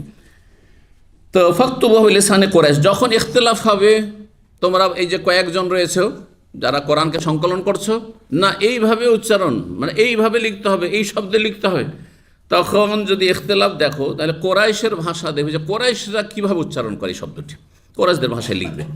ফাইনাল কোরআন উনজিলা বিল ইসলামি, কারণ কোরআন নাজেল হয়েছে কোরাইশ বংশের ভাষায়। ফাফা আলু, তারা তাই করেছিল। 4985 নম্বর হাদিস বর্ণনা করছেন সাফওয়ান বিন ইয়ালা বিন ওমাইয়া, বলছেন আন্না ইয়ালা বিন ওমাইয়া সাহাবী কানা ইয়াকুল, তিনি বলছেন লাইতানি আরা রাসূলুল্লাহ সাল্লাল্লাহু আলাইহি ওয়াসাল্লাম হিনা ইউনজালু আলাইহিল ওয়াহি। ইয়ালা বিন ওমাইয়া একটি যুবক ছেলে, তার মনের একটি বাসনা যে যখন নবী সাল্লাল্লাহু আলাইহি ওয়াসাল্লামের উপর ওহী নাজিল হয়, তখন যদি এক নজর আমি একবার দেখতে পেতাম যে নবী সাল্লাল্লাহু আলাইহি ওয়াসাল্লামের অবস্থাটা কেমন হয়, হ্যাঁ, অবস্থাটা কেমন হয়, তার মনের এই আশা আকাঙ্ক্ষা ছিল। তো বলছেন যে লাইতানি, যদি আমি রাসূলুল্লাহ সাল্লাল্লাহু আলাইহি ওয়াসাল্লামকে দেখতে পেতাম হিনা ইউনজালু আলাইহিল ওয়াহি, যখন ওহী নাজিল হয় এই অবস্থায়, তো কতই না ভালো হইতো আমার জন্য। ফালাম্মা কানান নবী সাবিল জেরানা, নবী সাল্লাল্লাহু আলাইহি ওয়াসাল্লাম একবার জেরানা নামক স্থানে ছিলেন। জেরানায় কখন ছিলেন? নবী সাল্লাল্লাহু আলাইহি ওয়াসাল্লাম যখন হুনাইনের যুদ্ধ সেরে জেরানা নামক স্থানে, যে জেরানা মক্কা থেকে তায়েফের দিকে আসতে অবস্থিত, খুব প্রসিদ্ধ জায়গা। এই জায়গা থেকে এক শ্রেণীর বেদাতিরা উমরা করে, কিন্তু এই বেদাত ভারত, বাংলাদেশ, পাকিস্তানে কম আছে। এই বেদাত আছে ইন্দোনেশিয়া, মালয়েশিয়াতে বেশি আছে। ইন্দোনেশিয়া, মালয়েশিয়া এবং আপনার ওই বরুনাই, এইসব দেশ থেকে যারা আসে, সিঙ্গাপুর, এই শাফি মজহাবের অনুসারীরা, এদের মধ্যে বহু বেদাতি আছে, সুফিও আছে। তো এরা করে কি, এরা মক্কা আসলে জেরানার একটা উমরা করবে। যেমন ইন্ডিয়া বাংলাদেশের লোক যদি আসে, তো একটা উমরা তো করলাম দেশ থেকে এসে, বাকি কি করতে হবে? মসজিদে আয়েশা থেকে উমরা করতে হবে। তো মসজিদে আয়েশার উমরার বেদাতটি ইন্ডিয়া বাংলাদেশে প্রচলিত বেদাত, হ্যাঁ, বেশি এখান থেকেও দাম্মাম থেকে অনেকে যায়, একটা দিনও থাকতে পারে না, গিয়ে সকাল 9টা-10টার নামে গিয়ে বাস থেকে, আর তারপরে একটা উমরা করতে করতে তো জোহর হয়ে যায়। আর তার বাস ছাড়ে কখন? যারা একদিনের জন্য যায়, হ্যাঁ, মদিনার জন্য বাস ছাড়ে কখন? এসার পরে দৌড় দিয়ে আসতে হয়, খাওয়ারও সুযোগ পাই না এর মাঝখানে। তো এক সময় আজকে থেকে 10 বছর 15 বছর আগে যখন বাসে যেতাম, একদিন বাসের কাছে আমি দাঁড়িয়ে আছি, আর কিছু নতুন ভাইরা এসছে আমাদের বাংলাদেশি। বুঝতে পারছি যে এরা নতুন, জীবনে প্রথম ওরা করতে এসছে, বা মানে নতুন আর কি, আর ইসলামিক সেন্টারের সাথে এর পরিচিতি নাই। তো আমি তাদের অবস্থা বোঝার জন্য জিজ্ঞেস করে ফেললাম যে কয়টা উমরা করলেন? তাদের বলছে, হুজুর বেশি করতে পারিনি, 5টা করলাম। 5টা করলাম, একটা করতে করতে জোহর হয়ে গেছে। তাহলে তারপরে যে আরও 4টা করেছে, মাগরিব পর্যন্ত সারতে হবে, হ্যাঁ, বা এশার আজান আগ পর্যন্ত সারতে হবে, যদি নিঃশ্বাসও না নেই তবু, ঠিক কিনা? তাহলে জোহর 1টা থেকে শুরু করে, মক্কার জোহর পড়তে পড়তে তো 1টা-1:30 হয়ে যায়। তো 1টা থেকে শুরু করে ওকে সন্ধ্যা 7টা-8টা পর্যন্ত এই 4টা উমরা সারতে হয়েছে। 1টা থেকে 8টা কয় ঘন্টা হলো? 6-7 ঘন্টা। 6-7 ঘন্টাতে সেরেছে। কি যে জেহাদ করে যায়, বলে সত্যি জেহাদ, হ্যাঁ, তাই না? বেদাতের পথে জেহাদ, বেদাতের পথে জেহাদ না, এক নিঃসন্দেহে বেদাত। এইভাবে কোনো অবকাশ নেই। এই জায়গা হচ্ছে মক্কার লোকের জন্য, যারা মক্কায় কাজকর্ম করছেন, প্রবাসী অথবা মক্কায় বসবাস করছেন, তাদের বলা হয়েছে নিজের ঘর থেকে আরামে এত, হ্যাঁ, উমরা করা চলবে না, যাও হারামের বর্ডারে যাও, আদনাল হিল, আর সেখান থেকে এহরামটা করে আসে। এটা হচ্ছে উমরার ক্ষেত্রে। আর হজের ক্ষেত্রে বাড়ি থেকে, কারণ হজের ক্ষেত্রে যেহেতু আরাফে যাচ্ছে, ওইদিকে হারামে একবার যেতে হচ্ছে, হারামে পার হয়ে হালাল এরিয়াতে যেতে হচ্ছে, কারণ আরাফা হচ্ছে হালাল এরিয়া, মুজদালিফা পর্যন্ত হারাম এরিয়া, কিন্তু আরাফা হচ্ছে হালাল এরিয়াতে। সুতরাং ওই ক্ষেত্রে বাড়ি থেকে হজের এহরাম বাঁধবে কারা? মক্কার লোকেরা, যারা মক্কায় বসবাস করছে। আপনার আমার জন্য নয়, যারা বাইরে বসবাস করছে, আমাদেরকে মিকাত থেকে এহরাম বেঁধে যায়। বোঝা গেছে? যদি দ্বিতীয় তৃতীয় উমরা করতে হয়, তাহলে তাইফ চলে আসেন মিকাতে, 2 নম্বর উমরা করলেন। মদিনা চলে যান, আর ওখানে গিয়ে মিকাত জুলহরফ, ওখান থেকে আরেকটার জন্য এহরাম বাঁধলেন, দিয়ে আরেকটা উমরা করে নিলেন, করেন, একটু খরচ করেন, কষ্ট করেন, মিকাতে চলে আসেন, তাহলে জায়েজ আছে। সফর বাংলাদেশ থেকে অথবা দাম্মাম থেকে একটাই হইল, কিন্তু যেহেতু মিকাতে চলে গেলে সুতরাং আপনার অনুমতি আছে যে আপনি ওমরা করতে পারেন। এক সফর এভাবে করা যেতে পারে, দুটো তিনটে, কিন্তু এই নয় যে আপনি যাচ্ছেন। তখনকার যুগে 2 রিয়ালের বাস চলত, 2 রিয়ালে, বুঝছেন না? যে সাবকো বাসগুলো, যে সিটি বাস ছিল তখন 2 রিয়ালে ছিল। আমরা বলতাম 2 রিয়ালের উমরা, 2 রিয়ালে মসজিদ আয়েশা যাওয়া যেত, 2 রিয়ালে বড় আসা যেত, হারামে নামিয়ে দিত। আল্লাহ হিদায়াত দান করুন। এই যে রানায় কেন এই বিদআত চালু হইল আর মসজিদ আয়েশায় কেন হইল, এটাও জানার প্রয়োজন। মসজিদ আয়েশার জন্য চালু হয়েছে যে মা আয়েশা রাদিয়াল্লাহু তাআলা মাসিক চলে এসেছিল, আলাদা করে উমরা করতে পারেননি হজের বছরে, বিদায় হজের সময় তো মনটা খুব খারাপ ছিল। তার মনের সান্ত্বনার জন্য নবী সাল্লাল্লাহু আলাইহি ওয়াসাল্লাম হজ সারার পরে বললেন, তার ভাইকে, নিজেও গেলেন না, এমনকি মা আয়েশার ভাই আব্দুর রহমানকে ওকেও বললেন না যে তোমার বোনকে নিয়ে যাও, তুমিও একটা ইহরাম উমরা করে নিয়ে ইহরাম, এইটাও বললেন না। তাহলে আমাদের জন্য কোথায় অবকাশ হলো?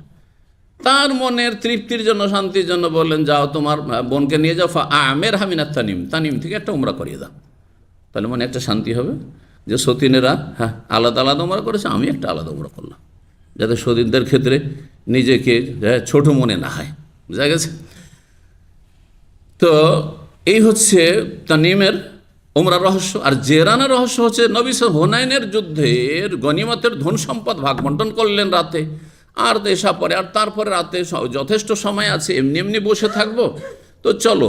আগে কোনো নিয়ত ছিল না যে আমরা এখানে উমরা করতেছি, এসেছিলেন কি করতে? মক্কা বিজয় করতে। মক্কা বিজয় শেষ হয়েছে, তারপরে তাইফের দিকে এসে যুদ্ধ করার জন্য হুনাইনের এদের সাথে যুদ্ধ হলো, এই কাফেরদের সাথে যুদ্ধ হলো, তারপরে তাদেরকে পরাজিত করে তাদের গনিমতের ধন সম্পদ ভাগ বন্টন করলেন জেরা নামক স্থানে, আর তারপর রাতে বললে যে বসে আছি, চলো একটা উমরা করে চলে আসি। এই হচ্ছে উমরা। বোঝা গেছে না? ওই রকমই আপনি এখান থেকে জেদ্দায় কোম্পানি ডিউটিতে গেছেন, কোম্পানি আপনার কাজে পাঠিয়েছে, জেদ্দায় গেছেন অথবা মাক্কা গেছেন, গিয়ে সরাসরি ডিউটি শুরু হয়েছে। আগে ডিউটি করলেন, করার পরে আপনি উমরা সফরে যাননি, আর তারপরে বললেন যে উমরা ডিউটি তো শেষ হলো, চলো একটা উমরা করে নিতে। যেখানে আছেন সেখান থেকে উমরা করে নিন। আজিজিয়াতে ডিউটি ছিল অথবা মেনাতে ডিউটি ছিল, যেখানে ডিউটি সেখান থেকে আপনি মেসবালায় ডিউটি ছিল, ওখান থেকে তখন একটা উমরা করবেন, মসজিদ আয়েশা তখন যাবেন, যেহেতু আপনি ওখানে অবস্থান করছেন। এই হচ্ছে জেরানার উমরা রহস্য। তো জেরানাই নবী সাল্লাল্লাহু আলাইহি ওয়াসাল্লামের ওপর ওহী নাজিল হয়েছিল ওই সময়টাই, কারণ এছাড়াও নবী সাল্লাল্লাহু আলাইহি ওয়াসাল্লাম জেরানে অন্য কোনো সময় যাননি। আর এহরাম বাঁধার বিষয়টিও আসছে এতে যেহেতু, তো বলছেন সে ইয়ালা যে নবী সাল্লাল্লাহু আলাইহি ওয়াসাল্লাম জেরা নামক স্থানে ছিলেন, ওয়া আলাইহি সাওবুন, সেই সময় নবী সাল্লাল্লাহু আলাইহি ওয়াসাল্লামের শরীরে কাপড় ছিল। শরীরে শুধু নয়, বরং সেই সময় কাদ আজাল্লা আলাইহি, তাকে ছায়া করা ছিল। তাহলে দিনের বেলা, দিনেও সেখানে অবস্থান করেছেন। তাহলে গরম লাগলে সেটা চালিয়ে দেন, একটু গরম লাগছে মনে হচ্ছে, সবগুলি বন্ধ মনে হচ্ছে, একটা চলছে হয়তো। নবী সাল্লাল্লাহু আলাইহি ওয়াসাল্লামের ওপর একটা কাপড় দিয়ে সাহাবাই কেরাম রৌদ্রের সময় ছায়া করেছিলেন। ওয়ামাহুন নাস মিন আসহাবি, সাহাবাই কেরামদের একটা দলও ছিল সেই সাথে। ইজাহু রাজুলুন মুতাদাম্মিকুন বিতিবিন, হঠাৎ করে একজন লোক আসলো, যেই ব্যক্তি সুগন্ধি যুক্ত কাপড় পরেছিল, মানে এমন কাপড় পরিধান করেছিল যেই কাপড়ে সুগন্ধি আতর মাখা ছিল। এহরামের কাপড় পরে আছে, আর এহরামের কাপড়ে আতর সেন্ট মাখানো আছে। এসে সে জিজ্ঞেস করল, ইয়া রাসূলুল্লাহ কাইফা তারা ফি রাজুলিন, আপনি কি মনে করছেন, মানে কি মাসলা বলছেন এমন এক ব্যক্তি সম্পর্কে, আহরামা ফি জুব্বাতিন, একটি জুব্বা পরিধান করে সে এহরাম বেঁধেছে, বাদামা তাদাম্মাখা বিতিবিন, সেই ব্যক্তি সেই জুব্বাটিকে কি করে আতর সুগন্ধি মাখিয়ে, জুব্বাটিকে আতর সুগন্ধি মাখিয়ে। ফানাজার নবী সাআতান, নবী সাল্লাল্লাহু আলাইহি ওয়াসাল্লাম তার দিকে কিছুক্ষণ তাকিয়ে দেখলেন, কিন্তু কোনো উত্তর দিলেন না, কারণ মাসলার উত্তর নবী সাল্লাল্লাহু আলাইহি ওয়াসাল্লামের কাছে এখনও আসেনি।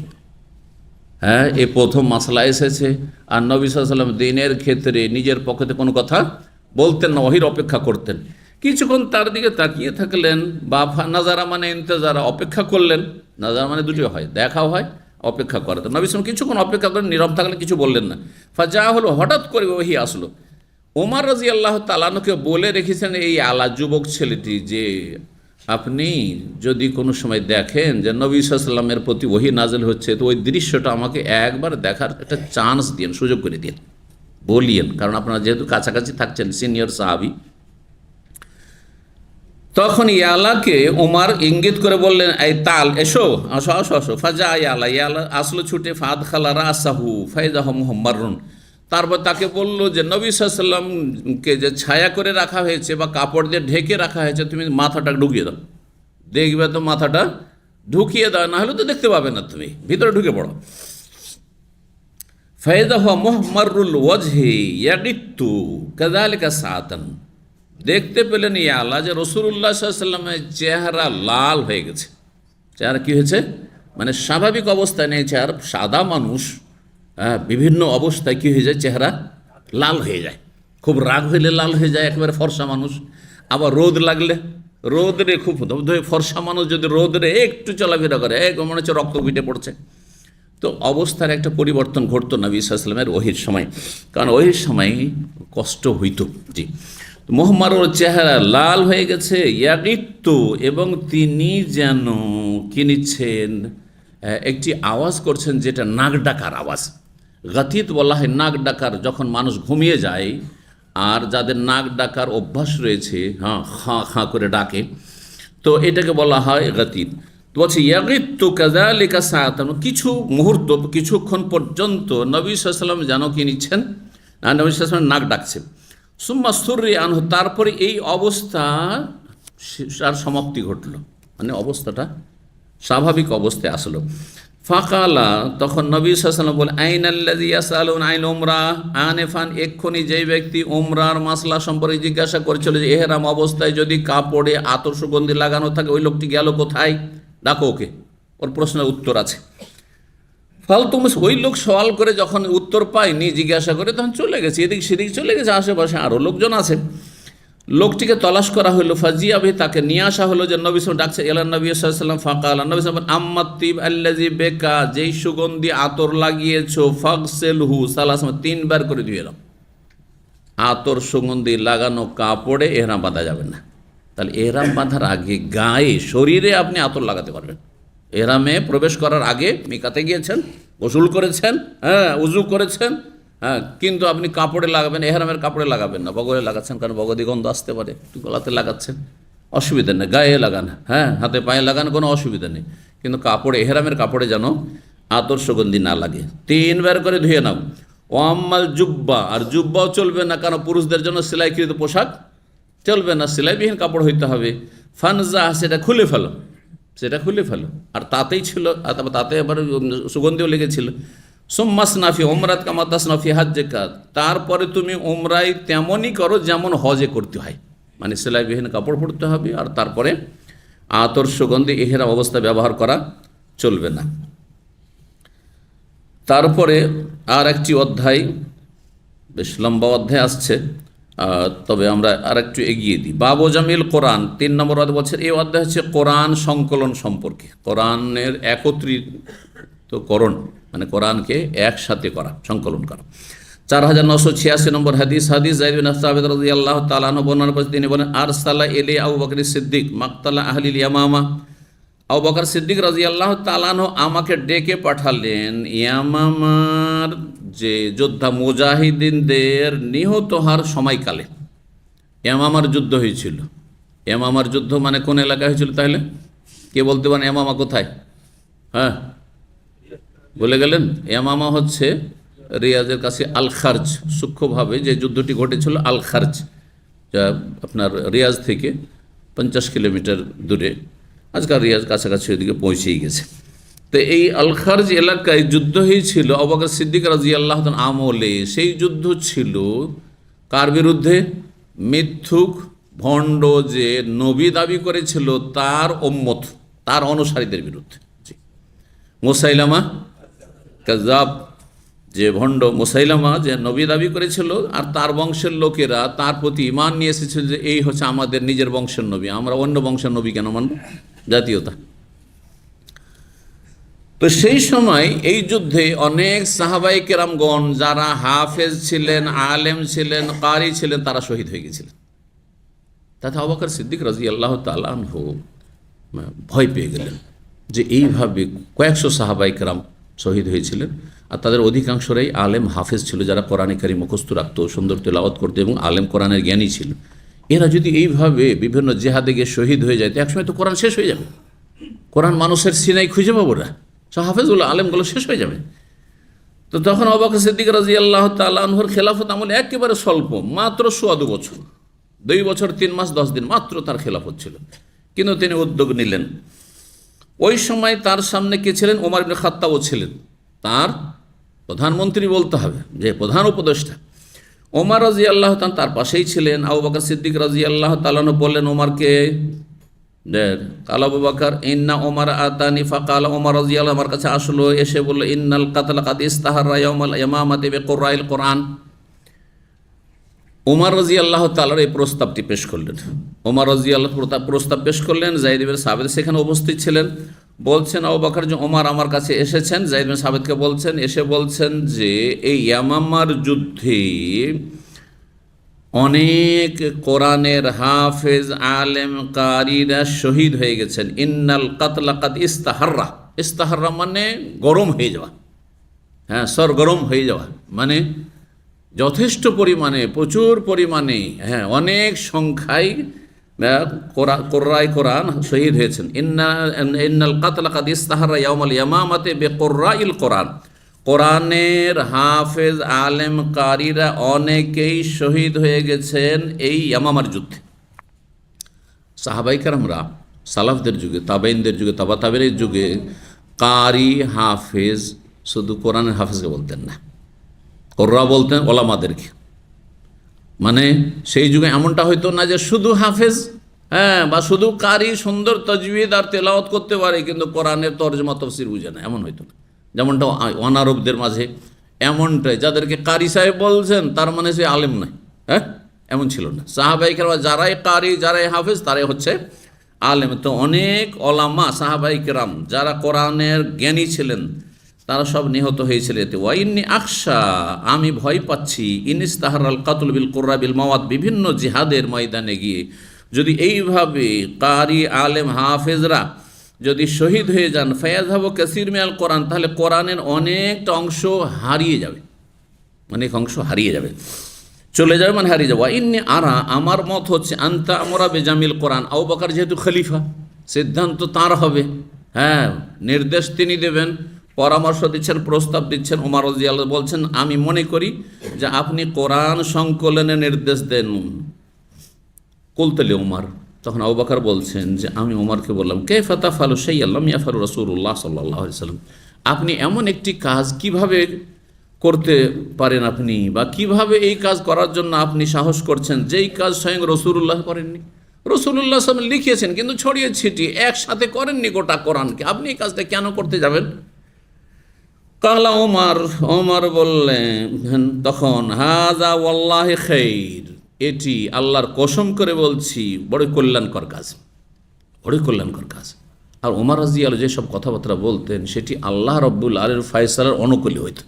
এই জ্ঞান আল্লাহ, এই ইলহাম আল্লাহ দিয়েছিলেন নবী সাল্লাল্লাহু আলাইহি ওয়াসাল্লামের জীবদ্দশায়, ওহী নাযিলের জামানায় অনেক মাসলা মাসাইল প্রয়োজন, হ্যাঁ, মত পোষণ করলেন ওমর, আরও সেই মতের অনুকূলে কোরআন নাযিল হইত, অনেকগুলি মাসাইল রয়েছে।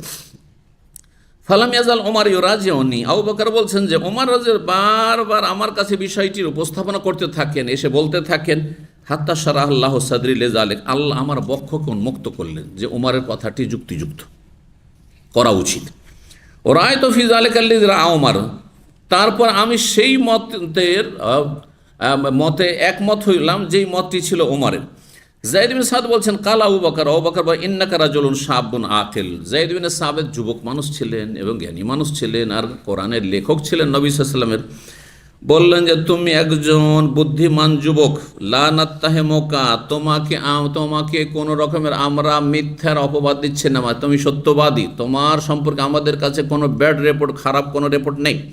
ওয়াকাত কুনতা তাকতুবুল ওয়াহি আলি রাসূলিল্লাহ সাল্লাল্লাহু আলাইহি ওয়াসাল্লাম, তুমি রাসূলুল্লাহ সাল্লাল্লাহু আলাইহি ওয়াসাল্লামের ওহীর লিখতে জীবদ্দশায় নবীর। ফাতাতাব্বাইল কোরআন ফাজমাউ, সুতরাং তুমি কোরআনকে বিভিন্ন জায়গা থেকে, বিভিন্ন মানুষের কাছ থেকে তলাশ করো এবং সেটাকে সংকলন করো, একত্রিত করো।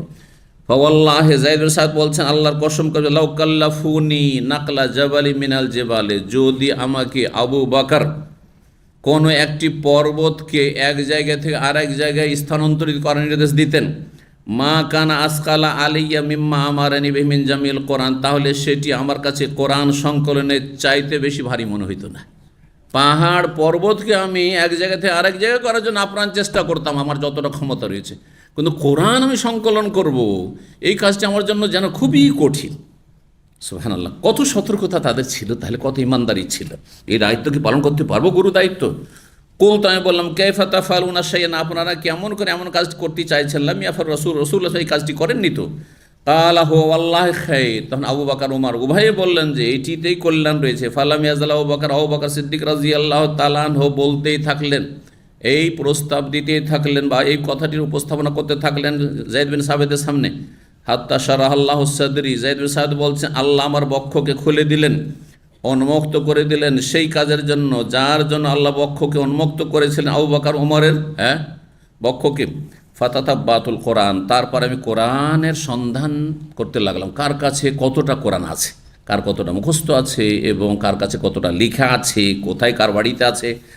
আজমাহু, সেগুলোকে একত্রিত করতে লাগলাম। মিনাল ওসবে ওয়াল লেখাফে অসুদুরি রেজালে, কোরআনকে প্রথম যে সংকলন করা হয়েছিল ঔসব, জি ঔসবের অর্থ হচ্ছে খেজুরের চওড়া ডাল, খেজুরের প্রশস্ত ডালগুলি, খেজুরের বাকল, খেজুরের বাকল, আপনি খেজুরের ডালের নিচের দিকটা বেশি চওড়া না, তো সেগুলিতে লেখা হয়তো, সেখান থেকে কোরআন সংকলন করতে লাগলাম। তাতে লেখা ছিল কারো কাছে ওয়াল লেখাফ, আর সাদা চিকন পাথরে, যে আজকালকার টাইলসের মতো যে চিকন পাথর, পাতলা পাথর, এই সাদা পাথরগুলিতে লেখা ছিল, সেগুলো থেকে কোরআনকে সংকলন করতে লাগলাম।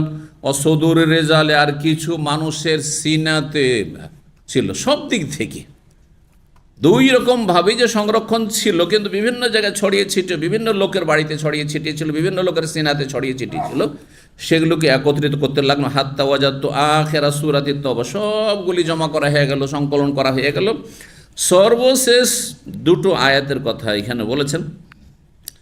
একটি আয়াত হচ্ছে সূরা তওবার আয়াত নম্বর 128, বলছেন যে শেষখানে পেলাম সূরা তওবার শেষ আয়াতটি আবু খোজাইমা আনসারীর কাছে, মানে তার মুখস্থ ছিল সেটি তার কাছে। লাম আজিদাম আহাদিন গায়রাত, তার ছাড়া আর কারো কাছে এটি সন্ধান চালিয়ে আমি পাইনি, তার কাছে পেলাম। কি ছিল? লাকাদ জাআকুম রাসূলুম মিন আনফুসিকুম আজিজুন আলাইহি মা আনিতুম হারিসুন আলাইকুম বিল মুমিনিনা রাউফুর রহিম ফাইন তাওয়াল্লাউ ফাকুল হাসবিয়াল্লাহু লা ইলাহা ইল্লা হুয়া আলাইহি তাওয়াক্কালতু ওয়া হুয়া রাব্বুল আরশিল আযীম। এই দুটি আয়াত। হাত্তা খাতামাত বারাত, সূরা বারাত, সূরা তওবার অপর নাম, শেষ পর্যন্ত এই দুটি আয়াত। ফাকানাতিস সুহুফা ইনদা আবি বকরিন, তারপরে যখন একসাথে সংকলন করে দিলাম, করে আবু বকর সিদ্দিক রাদিয়াল্লাহু তাআলা খলিফা, তার হাতে তুলে দিলাম কপি, তার কাছে থাকলো হাত্তা তফল, তার ইন্তেকাল পর্যন্ত। সুম্মা ইন্দা ওমর হায়াত, তারপর ওমর রাদিয়াল্লাহু দীর্ঘ 10 বছর বেশি খলিফা থাকলেন, 10.5 বছর তার হাতে থাকলো তার জীবদ্দশায়। তারপরে সুম্মা ইন্দা হাফসা বিনত, তারপরে ওমর রাদিয়াল্লাহু তাআলা আনহু দ্বিতীয় খলিফার কন্যা নবী সাল্লাল্লাহু আলাইহি ওয়াসাল্লামের সহধর্মিণী উম্মুল মুমিনিন হাফসার ঘরে সেটা কি ছিল? সংরক্ষিত ছিল সেই কপিটি। এখানেই আজকের আলোচনা শেষ করছি, আর তারপরে ইনশাআল্লাহ তার বাকি আলোচনা আমরা এর পরের পর্বে করব। আল্লাহ রাব্বুল আলামিন যেন কবুল করেন, তৌফিক দান করেন, আল্লাহ আপনাদের ভালো করেন। জাযাকুমুল্লাহ খাইর, আপনাদের ধৈর্য ধারণের জন্য আল্লাহ আপনাদের দিন দুনিয়ার সার্বিক কল্যাণ দান করেন, বরকত দান করেন, সমস্ত অনিষ্ট বালা মুসিবত থেকে আল্লাহ হেফাজত রাখেন। ওয়া সাল্লাল্লাহু আলা নবিয়িনা মুহাম্মদ ওয়া আলা আলিহি ওয়া সাহবিহি আজমাইন।